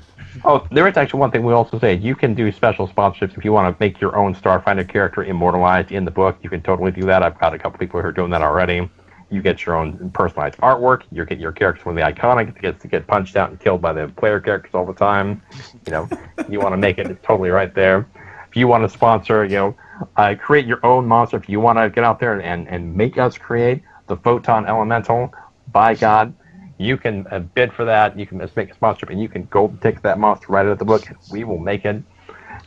However you want to do it, we are there for you. What if you're a moderately well-known game designer and you just want to make it without having to... you want to make it and make Legendary Games publish it without having to bid? Well, if you know a guy, then you might be able to get in. Oh, my tears. But you got to know a guy. On my end of the fence, I'm focusing on all the Ethera stuff, and Jason mentioned the Ethera Field Guide. That's I wanted to make a bestiary for Ethera, and I didn't want it to be just a book of like one monster a page. Here's like a paragraph of text and just some stat blocks, and maybe the art's okay. I wanted to just take a monster book in a different direction, so I made it more like a naturalist's field guide, and what we're going to do with it is each monster gets a minimum of 2 pages, and some of them go all the way up to 6, and the idea is we're presenting the monster and a stat block and like the full color art, and then we're also getting into a lot more into the ecology, a lot more into its society, a lot more into the monsters, like unique rules that can support it, feats, sometimes with intelligent races, maybe an archetype, and also rules that will support some of the stuff that was in the Monster Hunter Handbook about taking parts off of a creature and using them as components for something or crafting something out of it. Like, okay, I've got this like weird space squid spine. I'm going to make a space squid spine whip, and there'll be rules for that. But it's not just like weird monsters. There are also like very iconic characters from the setting that are in it, specifically ones that are not typical examples of the race. Like all three of the in Aethera, there's a race called the Arathi. They're plant people, and their god kings are these creatures called the Tritarchs, and all three of them are going to be statted out. So there's these mythic above CR20 creatures, and next to them also the Paragons, who are these power armor wearing psychic giants. And we're going to take that book and break it up into 3 chapters, which is in a kind of an in-universe version of breaking out the creature types. So it's organics, which is animals, plants, humanoids, and vermin. And then that chapter will also have like sketches and in-world quotes and maybe like, you know, a naturalist's like observations of the creature and their habitat from a character perspective. And then you've got the second chapter, which is Arcanics, which is things like constructs, monstrous humanoids, magical beasts, and so on. And then finally, Anomalies, which is everything that in the setting they don't quite have a way to categorize. So that it's undead, it's oozes, aberrations, outsiders, and things that are kind of unknowable. And the perspectives that you're going to read in the in-world text in them is very based on the perspective of the people in the world. So the section on the anomalies is going to be a lot of like supposition and guesswork without really pinning anything necessarily down. And that's a book I'm really excited about. Dear God, what is that thing? Exactly. And unlike the Aethera campaign setting, which was strictly done for Pathfinder, this is going to be done for Pathfinder 5th edition and Starfinder. So you're going to be able to take all these creatures and kind of import them to whatever system you want to use them in. But there's also another book that hasn't been announced yet, which is a backwards conversion, I guess you could say, of 2 of the classes in Starfinder. The Solarian and the Mechanic are getting converted into Pathfinder for the Aethera campaign setting. I just got sketch artwork of the 2 iconics for that. There's a Phalanx Solarian and a human Mechanic. And we're going to be not one-for-one converting them, but converting them in as close as possible within the theme of the systems. So it's really easy to do a pet-based class in Pathfinder. Like, so the drone mechanics for the Mechanic are really easy, but the AI stuff has to be kind of thought about in a little bit of a different way because there's not as much technology to interface with. So some of that's going to be analoguing into magic as well. And the Solarian is just thankfully very easy to convert. I was surprised how easy it was to rebuild that class from a Pathfinder perspective. That book is basically done. It's waiting on art, and eventually we're going to need to hit layout for that. So if Liz is listening, that's a project for you. She's listening and commenting live. I brought a bunch of new layout folks online, so we should be able to get some things on the stock here. That's one of the downsides to having so many things going at once is that the layout queue gets a little backed up, especially if anybody gets sick or breaks their leg or anything like that, which happens more often than you think. And to something Jason said about when Alex was coyly asking about how he could write for something, that actually knowing a guy, if you reach out to me and you want to work on writing something, I will give you work, whoever you are. Show me that you're passionate about writing. And especially if you haven't done it before, or if you're from a background of people that has a really hard time getting their fucking foot in the door, I will get you work, and I will promote you to other authors. I'll promote you to Jason. I'll promote you to Paizo. Like, I will sell you around in as much as you are willing to work. And I'm going to be looking for authors to work on the field guide once we start writing that. I'm going to be looking for people to work on whatever's coming up next. So reach out to me. There's a bunch of people I've already got contact information for and work samples, and I actually think Secret Gamer Girl is on that list. So there's a lot of people that have reached out to me that I've got like kind of queued up, but I like to rotate people out because they work for me once and then I move them on to other publishers, and sometimes they circle back around. But you know, if you need to know a guy and you don't know a guy, I can be that guy. Yeah, when the universe tooketh away from us RPG Superstar, it gaveth us Robert Brooks. There you go.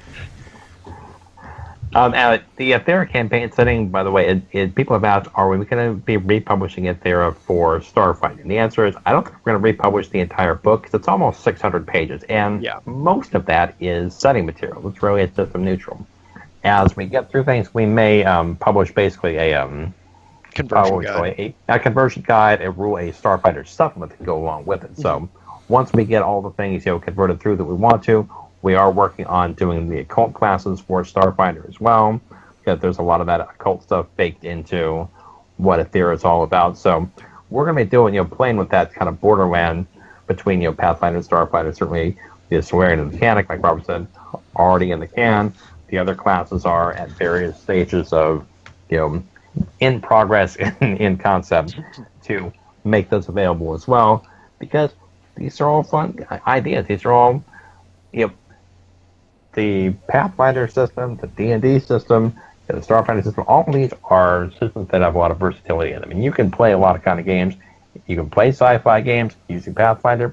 You could use your Starfinder rules if you wanted to play a much more fantasy-heavy game. It would be a different kind of game, but that showcases the beauty of tabletop role-playing games. You're not locked into playing a certain game in a certain kind of a way. You can take those rules, take that basic engine, and you can massage it in a lot of very cool ways and do a lot of cool stuff and have a ton of fun. Very nice. Right. So, thank you all very much for joining us. Again, where can our listeners, if they want to know more about either of you, where can they reach you? Start with Robert. The suspense. I'm on Twitter at Sphinxian, SPHYNXIAN. You can also find contact info for me at aetherarpg.com, and all around Facebook and the internets. If you scream loud enough, I'll probably hear you. As for me, you can Jason Nelson. You can find me on our company website. It's makeyourgamelegendary.com, or you can email us at makeyourgamelegendary@gmail.com. We're on Facebook at Make Your Game Legendary. We're on Twitter at Legendary Games J, G+, buy some message boards, EN World, RPG Net, wherever you kind of go out there, you'll see us all over the place. The Alien Bestiary Kickstarter is going on right now. It's going till the end of the month, so it ends on September 30th. So look up Alien Bestiary on Kickstarter, and you'll find it right there. I'm sure if you guys do an embedded link, we can send you the info there if people want to link to it direct. But check it out if you want a ton of awesome space and sci-fi monsters for your Starfinder game. You will find nothing better than the Alien Bestiary. Excellent. All right, thank you all. When we come back from the break, me and Alex will talk about various fun things about Starfinder and the latest news.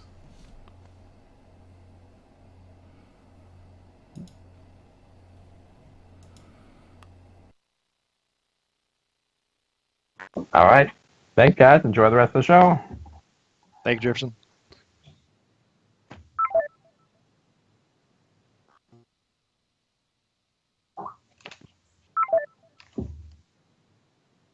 And we are back. Alex. Yeah, we did it. Woohoo! Second episode. We survived halfway the done. jump. Uh-oh. Yeah. We may not have survived as much as we thought we did.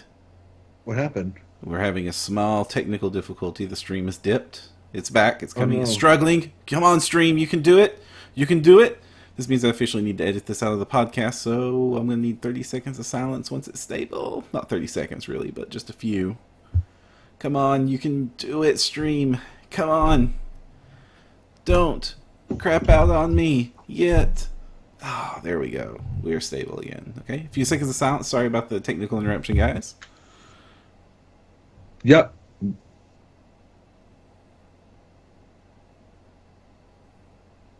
And we're back. Whew, we made it. Yes, we did. Oh, Now, man. yeah, that was an interview. Definitely Yes. glad to have them on the show. It definitely added a sense of experience and perspective to this whole sci-fi designing thing. Now, Alex, Yes. you had something you were saving for us for the banter. Oh yeah, I was thinking about it earlier, and I realized that I never shared how I got into RPG design. So I thought it would be more fun to do here than at the beginning. Did you lose a bet? No, Okay, then go on. I was persistent in the face of adversity, which is funnier in its own way. So way back when I was in college, I was trying to write my own version of 3.5, and I tried for a while, and I was doing pretty good. It was mostly like a kind of a homebrew patchwork kind of thing, but then I got into Pathfinder and I put it down and I stopped touching it. And it was mostly just mechanical stuff, and I didn't do design for a while after I got my Pathfinder. But what ended up happening was when I came back from college, one of my friends knew that I really liked the pack magic rules in 3.5. So he told me about this guy who had made a conversion for them for 3.5 that was similar but different but really cool. And he was like, you should pick up this book and check it out. And that was Secrets of Pack Magic by Radiance House. And so I read it and was immediately inspired. And I was checking through. I was like, this book came out years ago. Why is there no Pathfinder update for this? That would be so cool. Oh, look, there is a Pathfinder conversion guide. It is not really mechanically sound. Let me go and talk to this guy. Hey, you should go fix this up and publish it. And here are some archetypes I converted out of your original classes in order to get you kickstarted on the idea. And then 2 archetypes turned into an archetype for every core class. And then that turned into me doing the whole book. So I wrote Pack Magic Unbound basically because I couldn't stop. And that led to a sequel, and then it led to Age of Electrotech. And around Age of Electrotech, I decided that I should probably try writing for other people. I did a product for one person, and I ended up pitching myself to Craigenham Broadhurst of Raging Swan Press. And then my creme de la creme, this is my story on how I got into Paizo, and it's the worst story, and nobody should ever do it, to the point where, like, I publicly apologized for it when Wes left Paizo. Oh. So what ended up happening was I read a post somewhere where Wes said something along the lines of, "We're always looking for new freelancers. I'm in charge. Send me a message." And so, like, me being a naive person thought he meant send him a private message on Paizo instead of, like, you know, a real email, like a professional. So I send him this PM, and I'm like, "Oh, I'd love to." And then he was like, "All right, well, you know, this isn't a good place to talk about it." And I'm like, "Oh." He's like, "But send me an email with some work samples, and we'll look into it." And yeah, that led to me getting into Giant Hunter's Handbook, and I got my first job with Owen for my next product, which was I did Monster Summoner's Handbook with Patrick too, and then he left Paizo, and that's when I got in with Owen. And right around that time is when I decided to start Everyman Gaming, because I wanted to write more. So I started Everyman Gaming, the company, not the blog. Mm-hmm. And it kind of just kept spiraling, where Owen was like, "I can count on this guy to write me really cool stuff pretty much monthly, and he's easy to develop. Let's keep going." And then I wrote as much as I did, and that's basically how it happened, because I was really annoying to the right people. So you did do it on purpose? Not knowingly. Oh, okay. So like when I started with Radiance Hounds, it was me like, "Yo, here's some ideas to get you started," and then it just turned into me working and just not stopping, and I kind of build it up from there. So like I knew I was going to do it in the sense that, like, I just kept writing to help, but I didn't know, like, when he mentioned, like, publishing and needing my information for royalties, I was like, "I'm gonna get paid for this? Oh, what did I walk into?" I got really lucky with that job, by the way. That doesn't really happen. Yeah. Except it does seem to happen a lot. There's a story like that for every single person at Paizo, it seems. Yeah, but for every story like that, there's a story of someone just getting taken advantage of and not getting paid for their work. You hear a lot about companies that aren't so great gypping you on your freelancers. It's like the die of exposure memes that you always see. Liz, you know what I'm talking about, I'm sure. And, like, you know, I think that there are a lot of really good publishers, and our pond in the tabletop role-playing game scene is too small for anyone who wants to get good talent to, like, make those mistakes and to mess over those people. Because all you need is, like, 1 or 2 freelancers to say, "I had a bad experience with this person, this is what happened, I didn't get paid." And then, like, before you know it, everybody knows. Everybody knows. Yeah, Okay. it seems like a very small, incestuous pond. Yeah. Liz is going. Yeah, she knows. She knows how this is. We all talk. We all know things. It's great. It's not great. And then another dirty secret is like it's kind of like what I was talking about. Like once you introduce a problematic race, it's really hard to take it back. Once you ruin your reputation, it's really hard to fix it. Because on one hand, the person who doesn't feel highly of you probably doesn't want to hear from you. But on the other hand, they're not going to know that you've changed for the better unless you show them. Mm-hmm. Like you can't just disappear and expect to come back and everything be good. Mm-hmm. Yeah, Liz posted this on Twitter earlier in the week. She's reposting it in comments. Don't mess over your freelancers because we talk a lot. Yeah, the reverse is true too. It seems the publishers talk a lot as well. Yeah, I've seen redemption stories from bad freelancers before. I mean, I followed those. Like it's not always, but I have seen the redemption story of a freelancer got troublesome and then a freelancer now is not troublesome anymore and gets regular work. I not think I've seen the publisher has been troublesome and the publisher now gets regular work yet. I don't know. I'd say yeah. It goes kind of back to I'd call it the sacred freelancer triangle, where you can be easy to work with, you can be inexpensive, or you could do good work, and you could pick two. So like if someone does good work and they're inexpensive, their personality might not matter. Or if someone does really good work to the point where like maybe they're a fan favorite, you might try to work with them and try to improve them. But if you're not a fan favorite and like people don't know who you are and like you don't have that sort of like you don't have the chops to go up, like Gordon Ramsay could not be as mean as he is if not for the fact that he was also really good at what he does. So like you hear redemption story arcs from the people who are good enough that they're worth saving. And if you're not worth saving, then you're not going to be saved, if that makes sense. And usually when we talk about third-party publishers, I hate to say it, but a lot of us small guys, we aren't really worth saving if we mess up. I don't know if that is... I mean, like... You know, if Everyman Gaming sunk overnight, then somebody else would rise up and, you know, grab my customers, and I would not get the chance to, you know, win over those people because if I mess up in front of Paizo, I need to prove myself. Just me needs to prove myself to whoever is hiring at Paizo. Like it's not a very big expanse, but like if I as a publisher mess up, then I need to try to reprove myself to every person who's ever bought one of my products whom I offended.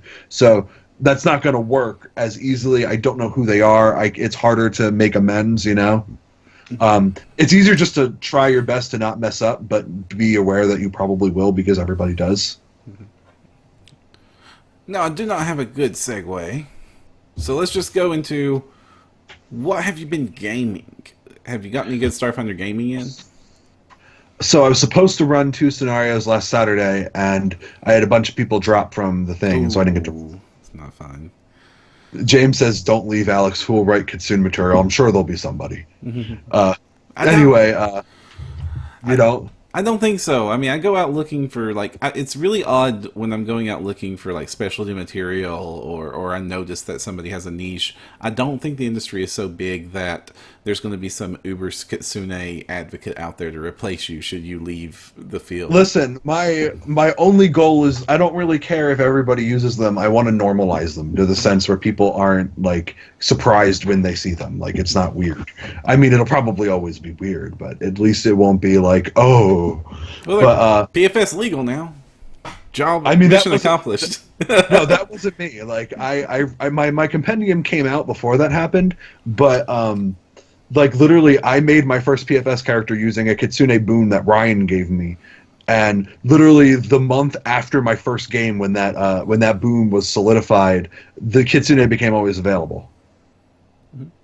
So it was like, oh, no, I don't need this paper anymore. And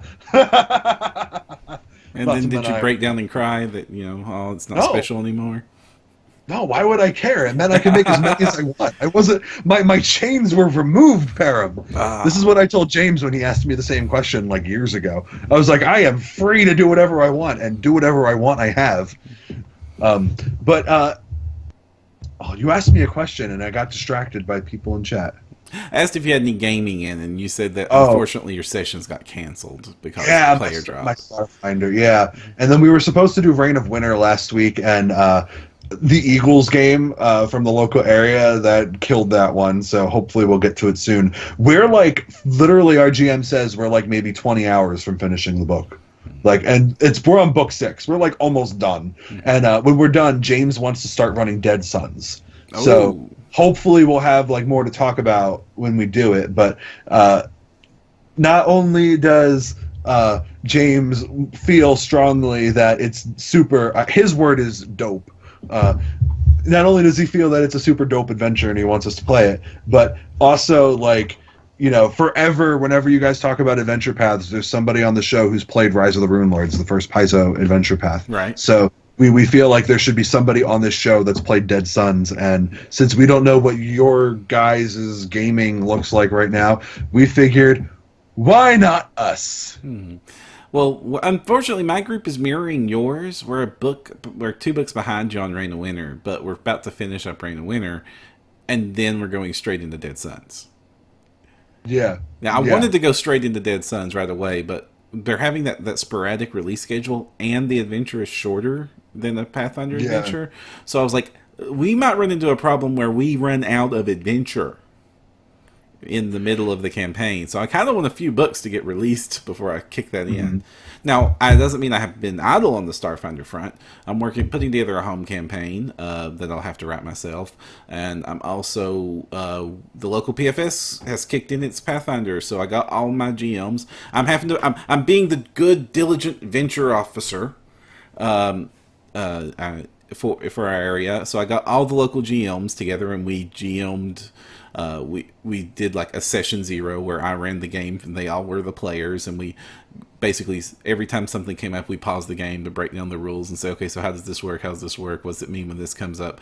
How are we going to handle it when this troublesome player starts making a fuss about this? So it wasn't just playing the game, it was playing the game with purpose, play testing the game. And then we put it into action, except one of my GMs couldn't make it, so then oops. And we had a very successful session 1 of Starfinder, in which we played through the commencement, which was, you know, I'm going to just do these in order until they start releasing more of these. They really need to kick up the schedule, though. That's like the 15th time I've said that. You're going to have to clone Thirsty for that, though. Well, we can clone Thirsty. We have the technology. That's true. We probably do. But, they loved it. We had a successful turnout. We had 2 full tables, which was great because my third GM couldn't make it, and I was really worried. We were going to run 1 table of Pathfinder, 2 tables of Starfinder, and I'm not so sure that that's a sound strategy going forward, because as gung-ho as everybody was for Starfinder, I was going to have a Pathfinder table just for the people that were like, nah, not for me. But we ran into a problem where we had 2 players that were like, no thanks Starfinder, we here to play Pathfinder. Now, I did announce this in advance about a week before the session when the person that ducked out. I didn't just suddenly say, sorry, no Pathfinder this week. I said, sorry, no Pathfinder this week a week ago because a GM dropped and I don't have enough GMs to run 2 games. I have 2 tables worth of Starfinder. But we had 2 full tables worth of Starfinder and then just a couple of holdouts for Pathfinder that showed up. Ooh. Which means that even if I had that third GM, my alternatives would have been, if they wouldn't want to play Starfinder with us anyway, I could make that work. I tried to do that even this time. It's like, hey, we've got pre-gens on the table over there. We showed up 2 hours early to do character creation for anybody who wanted to. But since they didn't want to do that, I couldn't then ask 3 Starfinder players, sorry you guys can't play Starfinder, go play Pathfinder. Yeah, I hear you. So I think I need to take those off that day. I think Starfinder needs to happen on days that Pathfinder does not happen. That's probably a good call. I'm honestly not sure where my group stands right now, because my store has 2 tables with 2 slots per day. So we have 2 in the morning, 2 in the afternoon. And I had 1 table of Pathfinder and 1 table of Starfinder scheduled for both slots. Something happened with one of the Pathfinders in the evening and that table fell through, and it was really disappointing. But for the most part, I haven't really seen a crazy rush for Starfinder, mostly because, like, one of the like half of the table of Starfinder I had was like a dad, his son, and his daughter. So like I don't take that as being like, yeah, we had a full table, but like it's all one family. So I don't really think that's like cause for me to like flood the schedule with Starfinder. And also the release schedule is so thin that I don't really want to burn them out of everything, you know. And it's been so like they did the quest and they did the level 4 special. So they have the basics of the meta plot in this group. Right now, I'm running one Starfinder game a month max, even with even with it sharing time with Pathfinder. But that's it's not going to work like this.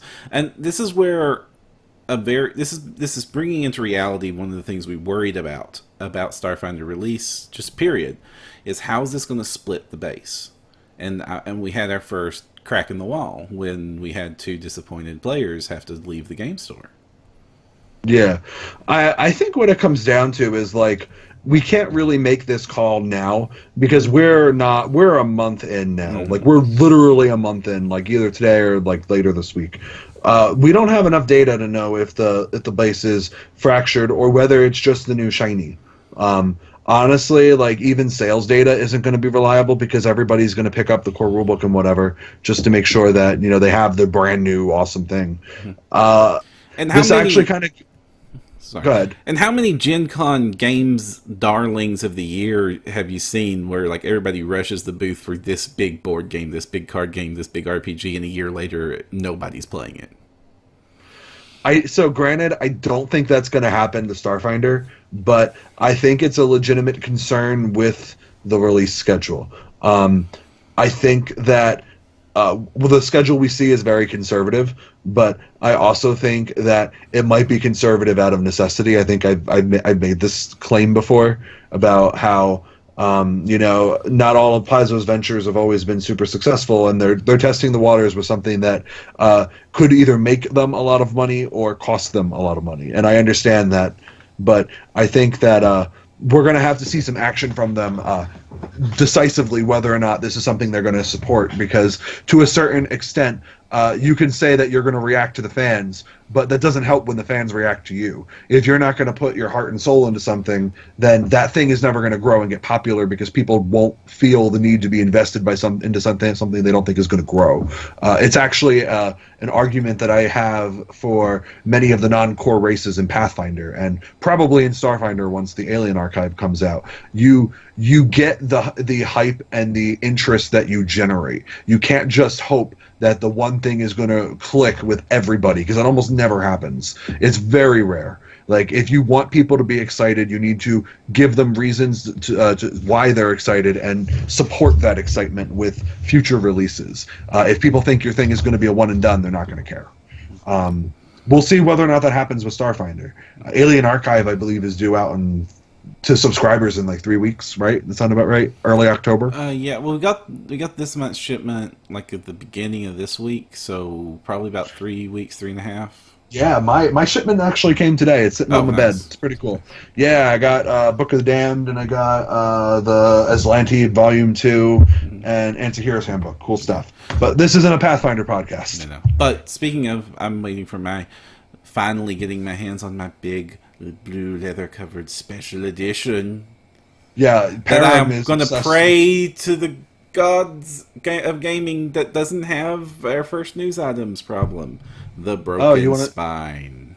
You want to talk about the news items? Yeah, we're actually going to have to rush through this a little bit because the internet connection's not stabilizing super well, so I want to get through the episode before it gets through with us first. But yes, go for it. Oh, okay. So, from what I understand, there was a big blog post that went out yesterday that basically was Paizo's stance on all of those book spine print things that you've seen probably all over Facebook and Reddit and whatnot. Basically, the people who have been putting up those pictures are insanely unlucky. A very small number of the overall shipment of Starfinder books has this problem where the reams of paper that make up the different sections of the book and whatnot is not properly attached to the spine. Essentially, when a book is printed, it's printed in two giant sheets that are folded together, kind of like hamburger style, and each about 16 to 32 of those sheets are grouped together into a ream, and all of the reams are stacked side by side in order, and then they're kind of stuck under this adhesive part of the spine, and that gets attached to the back of the hard book cover, and that's how your book is held together. And a surprising number of these new books have spines that Paizo considers to be unacceptable, because with very small amounts of wear and tear, these reams are essentially falling off of the adhesive, which causes the book to essentially separate from its cover. So Paizo has this announcement that they are ordering a new shipment of books for people who bought it from Paizo, or who bought it in store, or pretty much got it most places, I would say. If you bought it through a store or a retailer, you have to go through them to go through Paizo to get a new copy. But essentially, you're going to be able to take your book and you're going to be able to show that it fell apart, and they'll send you a new one. There's a big blog about it. It's got a book pun that's like bound and determined, I believe is the name of the blog. Mm-hmm. You should totally check it out and read it for full details if you want that information. If your book has split, I am sorry that you are one of the small number of people whose book has completely fallen apart. Paizo is going to work with you in order to get you a fancy new workable copy of the Starfinder core rulebook. Yeah, I'm noticing it might be a small number, but it's definitely more than normal for a book. Yeah. Yeah. Unfortunately, and just like I said last time we talked about this, it's literally everyone I've seen in person. So that's just anecdotally me, but ouch. And I'm going to I thankfully do have book binding skills that I've learned through many years of training to be a librarian that I never ended up being. So I will just fix my own book. That's not a problem. I know how to do that right and proper. But I really hope I don't have to. But yeah, you're not going to be left out in the cold. They do warn that there's a backlog, and so it might take a little bit to get all the orders processed. But they do have you covered. So I wanna say something about the backlog that should give you an idea of how popular Starfinder was. Usually when you're in a publishing business, if you help write something, you get a copy of it. Right. And I have not gotten my copies of the Starfinder core rulebook because so many people bought them that I have to wait to the second printing. So I was on one hand, man, I wish I had this on my shelf. On the other hand, wow, I am so glad that this is so successful that there are literally no copies to give me. That's kind of a good problem to have in my book. Yes. So I mean, it really didn't bother me because I've been using the PDF for so long. I'm whatever. At least I have bookmarks. My list of problems is much smaller. At least I can click a button and get to the section I need, and I don't have to scroll through the whole thing. Martinez says, if you're rough with a book, could that cause it? This is, from what I've seen, that rough with the book is not a requirement here. Now, not all books are bound the same way. Some bounds are perfect bound. Some books are just spine bound. Paizo, for their really thick hardcovers, they do what's called a saddle stitching, in which there is a layer of cloth that is flexible that is bound at both ends on the sides, up and down the spine, to the main book spine. And then it is flexible so that the big thick pages it can lift, and it's not as rough on the book. And what we're seeing here is those pages coming away from the saddle stitch. Now, I don't know of many ways you could be rough to a book and cause that particular error. There's something wrong with the glue application to cause that. Because if you're rough on a book, usually you'll see separation of the saddle stitch itself from the spine, not the reams from the saddle stitch. And all the pictures, they're very perfect separations of the entire set of reams. Yeah. It looks more like a glue issue than Yeah. like a stitching or like a handling issue, and I think that's why they're going through such means to make sure that it gets corrected, because this isn't like, I'm giving my book to my 4-year-old and they're chucking it across the room. Yeah. Like this is I turned the page and all the pages came with it. Yeah, and the pictures of this were starting to come out at Gen Con. Like the book was Yeah. literally picked up right off out of the box it was shipped in. And the cover was left behind. Yeah, well, the covers are touched, but there's some issues. What can end up happening here is if it goes untreated and unreplaced, then the reams start coming free from the book, and then you just basically have pages everywhere, which is bad. Yeah. And that's really if that happens, it's a very difficult repair. Definitely. So James actually brought up a question. Like, did we talk about the regional incentive boons on our last episode? We talked about it briefly on No Direction, but that was one of the things. On No Direction, we're doing a thing now where we're covering a lot of news topics very quickly, and we will go in depth on some of them as feel appropriate. And the Starfinder ones, unless it's like an emergency, we tag them for this is what's happening. They'll talk about it and beyond. Yeah. So go for it. May I? Yeah, go for it. Okay. So basically, if you wanted to play a legacy race, currently you're out of luck. Like if you wanted to be a dwarf or an elf or a gnome or a halfling or any of the half races, sorry. Turns out that a lot of people want to play those legacy races in space, and I mean, like, personally, this doesn't surprise me. I don't know how you feel, Param. Laser dwarf. Yeah. Laser oh my dwarf! gosh. Like. No, you don't go Laser Dwarf. You go like Laser Axe Dwarf, and you get that silly weapon familiarity bonus, and you just destroy everybody. But whatever. Regardless of that particular build, that's insane. The thing that is like, it was way more popular than they had expected. They really wanted to focus on the core races for their setting, and it's like Pathfinder races die hard, I guess. So they were like, well, we've heard the overwhelming support and feedback you guys have given us, so we're going to do two things to help you. And here's thing number one.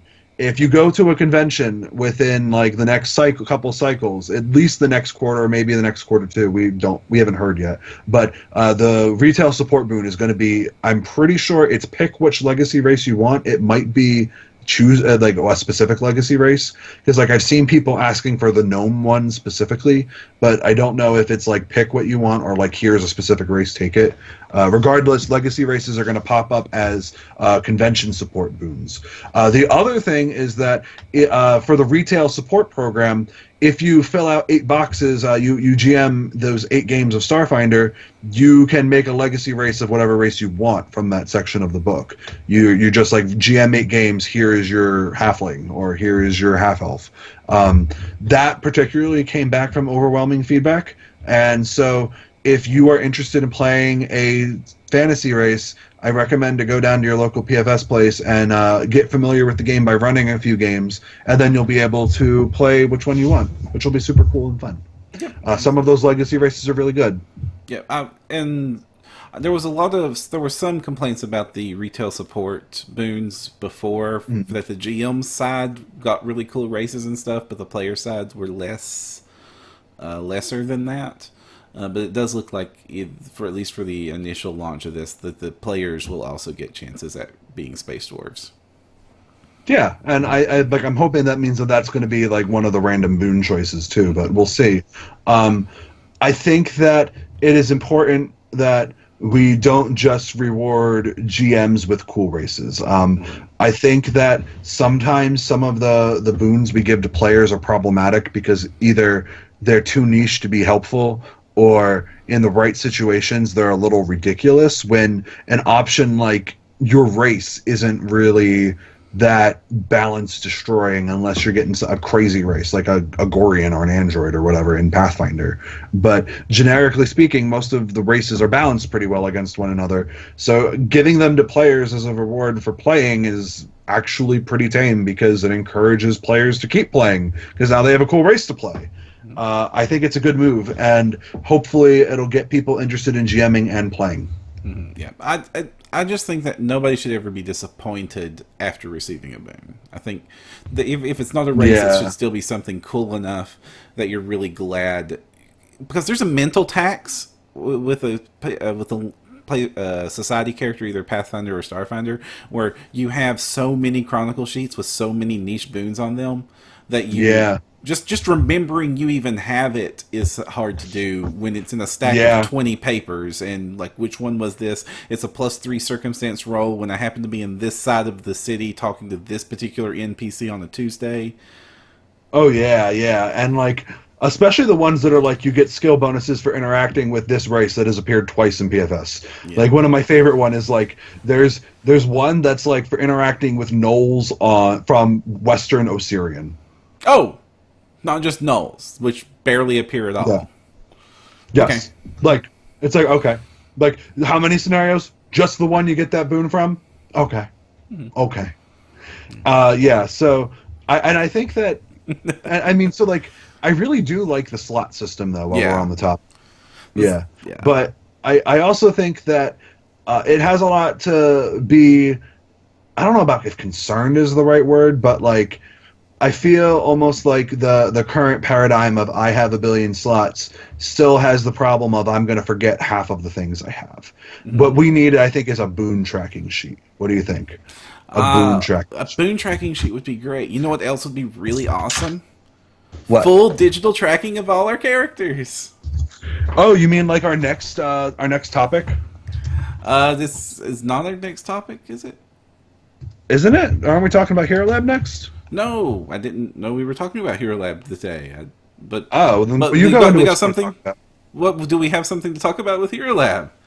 No, aren't they? Isn't the online thing coming out soon? Yes, Hero Lab is having an online. Okay, first, Hero Lab is doing Starfinder. Of course, they're doing Starfinder. Why wouldn't they do Starfinder? But instead of doing Starfinder in the existing Hero Lab program, which it sounds like they're going to put on legacy support soon. Basically, it's going to continue to get updates for the thing it has. They're making an online web-based version of Hero Lab.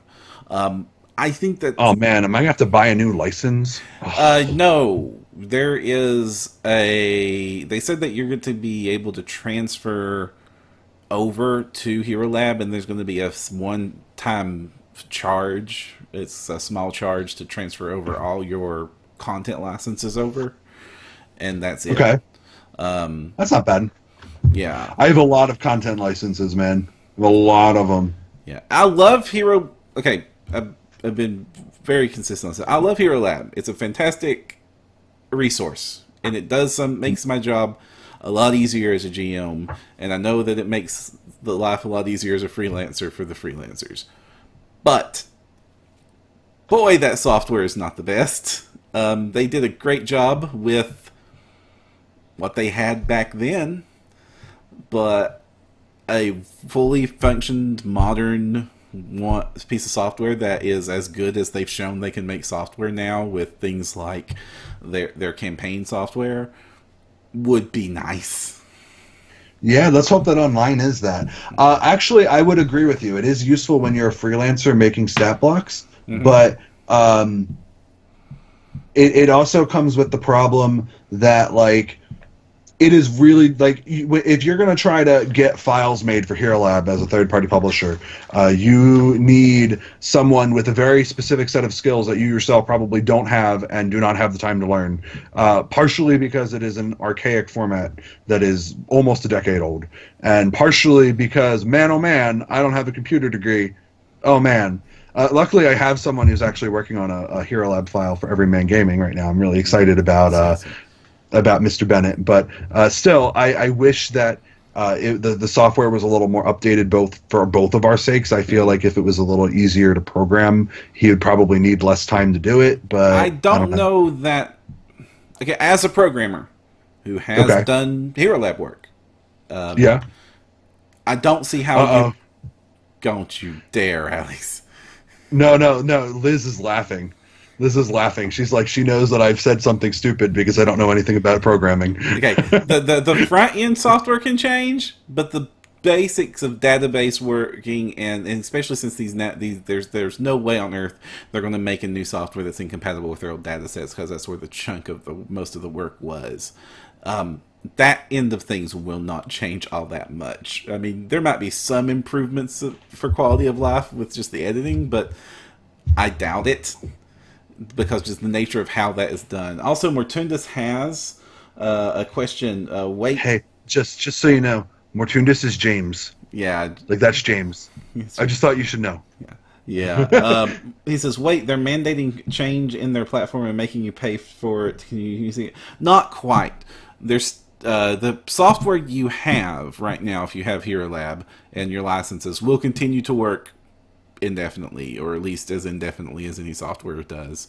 And for the games that exist on that system, so all the Pathfinder stuff, that is going to continue to get updates. Yeah. As new books are released, and so it will, as what you're using today isn't going to change if you don't want to make the changeover. You have the choice to migrate that over for, I think they were talking about $10 or $15 was the charge over to take to change over to the new system they're developing for the web when that becomes available. Now, when it launches, they're only launching with Starfinder, and the old Hero Lab is not getting Starfinder, so there's not going to be any migration at that point in time. There's nothing to migrate. So because the way Hero Lab works is the purchase price of it is the same as the purchase price of any one of the systems. So when you buy $50, $30. Oh, okay. Yeah, or unless I'm wrong on it. So to add Starfinder to Hero Lab would be the same cost as just buying another copy. Yeah. So at least until they start pulling over Pathfinder and 5th edition and Mutants and Masterminds and all the other game systems they support on that platform, there's not going to be any migrating. At that point, when there is migrating and they do make the system, this is what they've announced so far, that you will be able to pay a fee to just transfer all your licenses over from that to the new system. Mm-hmm. And that's how that's going to work.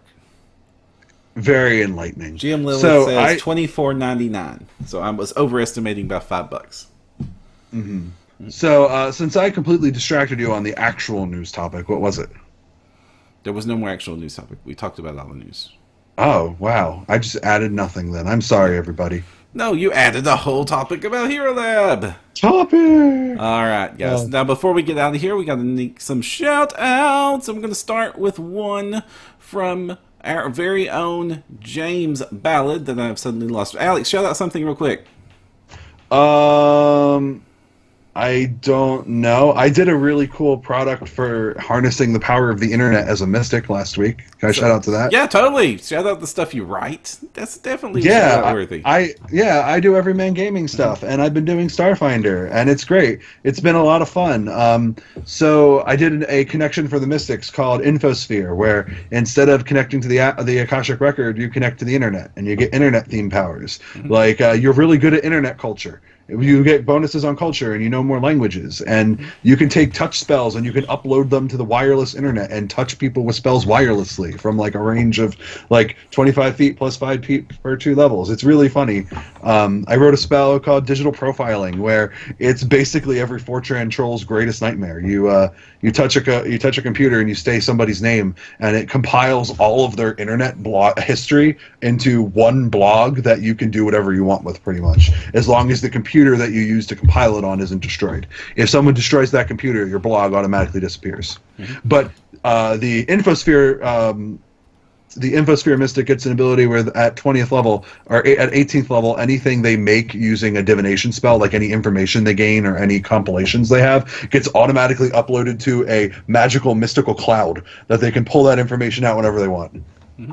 Now, I'm going to stop the shout-outs right now because Lilith pointed out that we missed the biggest story in Starfinder this week. Oh no! We didn't talk about it? We didn't talk about it! And I half thought we talked about it already, but no, we didn't. Okay, so what has happened is a frequent guest and friend of the show, James Sutter, has left Paizo, and he was the creative lead on Starfinder. So that was rather huge news. There was a very touching blog posts written about it. You can go read them on Paizo. He's parting on good terms. It seems to be like no bad blood there. He did say that he hopes to still continue to write for Starfinder as a freelancer going on, hinting even that by not being a developer, that means he might be able to do more of that. But it does mean that he's no longer the creative lead. And so stepping into that role is Rob McCreary, which has also been on the show dozens of times now. He was my number one guess when they announced that James was leaving, and I am not surprised that he got it. Rob is a veteran of Paizo's AP line. He's worked directly under Jacobs, which means he probably knows the ropes really well. I don't think there is anyone better at Paizo that could have taken that role, that wanted it, I should say. But that being said, I am confident that Rob is going to do amazing things for Starfinder. Yeah, I think Rob is definitely a great choice for it. He's already over the AP line, which means that at least for the foreseeable future, with the exception of the Pact Worlds book that's been announced, of the announced products at least, that's the majority of where the creative world building for Starfinder is going to be, because of how they're at least for the initial launch, they're angling that as the supplemental material for Starfinder, not just the adventures. So at least he's over the product that most of that's going to happen in. But this does mean that Paizo's lost a lot of high caliber staff in a very short amount of time. A lot of people have moved and been promoted, but they're going to have to, I can't see this. Everybody is already pushed to their limits over there with how many things they're juggling. I have to assume that they're going to have to hire some creative staff soon to replace these. I mean, they've lost, who have they all lost in just a short period of time? Wes, Price, and Sutter. Yeah, Wes, Price, and Sutter. And then the year before that, we lost Sean K. Reynolds, Liz Courts. Just in the last 2 years, that's like five major high caliber people. So, like, obviously I don't know what their personal reasons are, but I feel like when you're in a creative field, like, it's par for the course. People are going to move, people are going to shuffle, new people are going to come in. To a certain extent, I feel like the shuffling in the long run is good for the industry. I'm a little bit jaded. My vocation is teaching, and I kind of feel that you need new people to come in order to bring new ideas with them.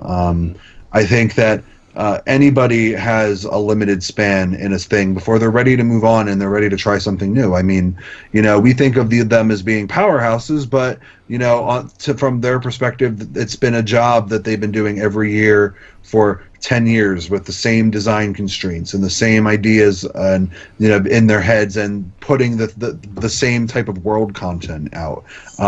I think that eventually you gotta be able to say, like, look, this doesn't say anything about them as a company. It says more about them as creators, where you wouldn't expect an artist to work with the same person all the time every day for the rest of their lives. They're going to want time to experiment and grow, and that's probably what Wes, Sutter, and Price all wanted too. Yeah, definitely with the majorities of these departures, there were nice long blog posts going in both directions. It seemed very amicable. And this is a far cry from Wizards of the Coast infamous Christmas layoffs, where they would basically get rid of their entire senior staff every year at Christmas, which was horrible. My concern isn't so much the health in that direction, but more of, well, we've seen a lot of people leave, but we're not seeing a lot of people brought onto the team to replace them. There's been a lot of shuffling and doubling of duties. Yeah, I think that is a fair point to make, and we'll see what happens from it. Honestly, I don't know. They'll do what they want and what they think is best for their company. But I do think you're right that, I mean, as an outsider looking in, I kind of feel like about 3 or 4 months after they made that big hire where Linda and Amanda and Crystal all came on at the same time, I feel like after a bit, like a couple months afterwards, that was kind of like the glory stride, where like we saw all of the products coming out really well. Yeah. There was a good stream of quality content. Complaints were low.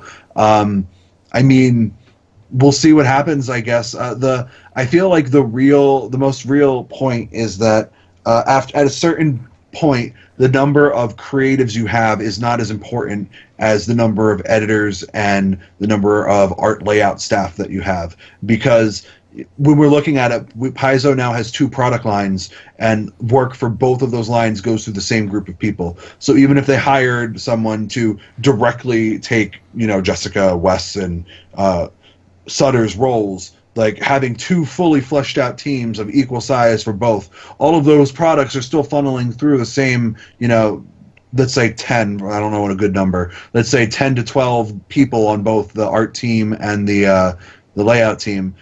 If they're going to increase capacity after a certain point, I feel like the first thing you would see grow is the editor and art layout staff lineup. I think that once you see more from them, then that's a sign that there's room for more creatives. But, there's a limited amount of products you can publish with those teams. And ultimately, this is outside looking in speculation of inside baseball. We're familiar with some aspects of this, but we're not on full-time Paizo staff. We don't have access to the secrets of the universe. And ultimately, we wish the best because we just want some really cool products to come out at a fast pace because we like cool product. I mean, if they're going to slow down, they're going to slow down. It is what it is. And also, like, man, oh man, am I poor? So part of me is like, man, I want more. Part of me is also like, man, oh man, you make no money, and if they're going to slow down Player Companions to bi-monthly, that is A-okay by me. Yeah.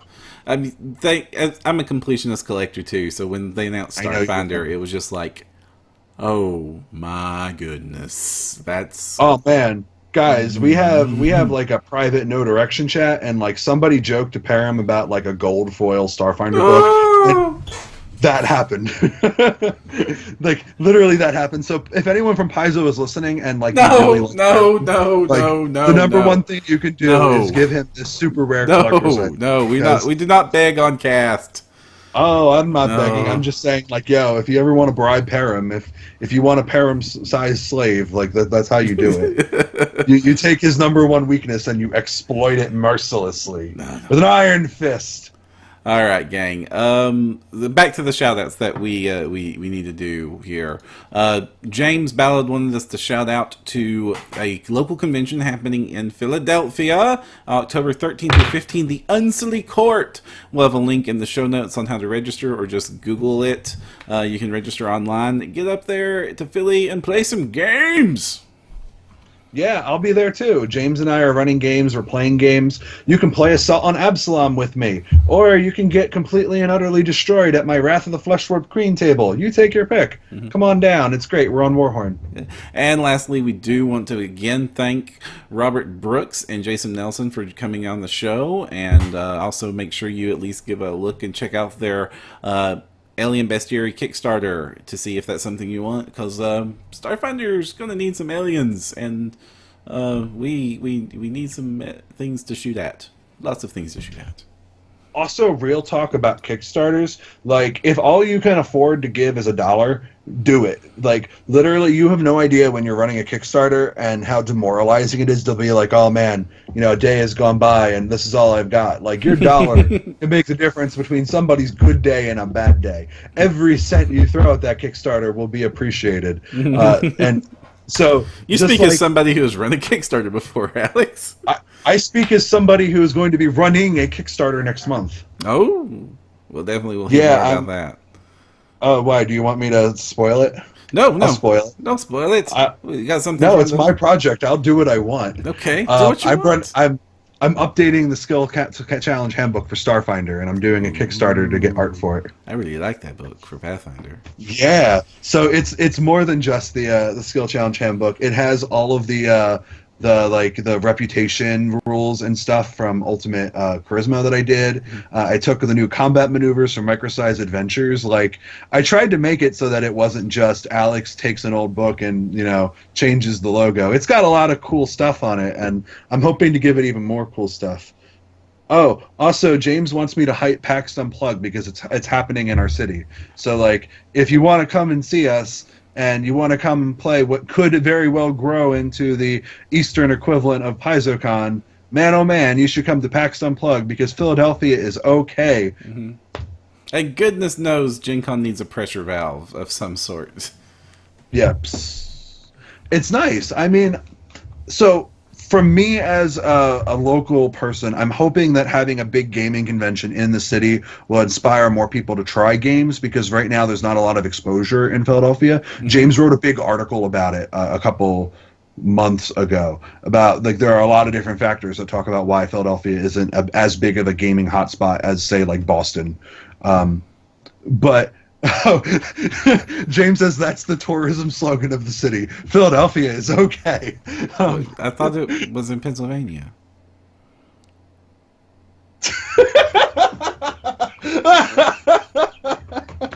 Oh, yes, it is in Pennsylvania, Pound. All right, guys. We're pushing time.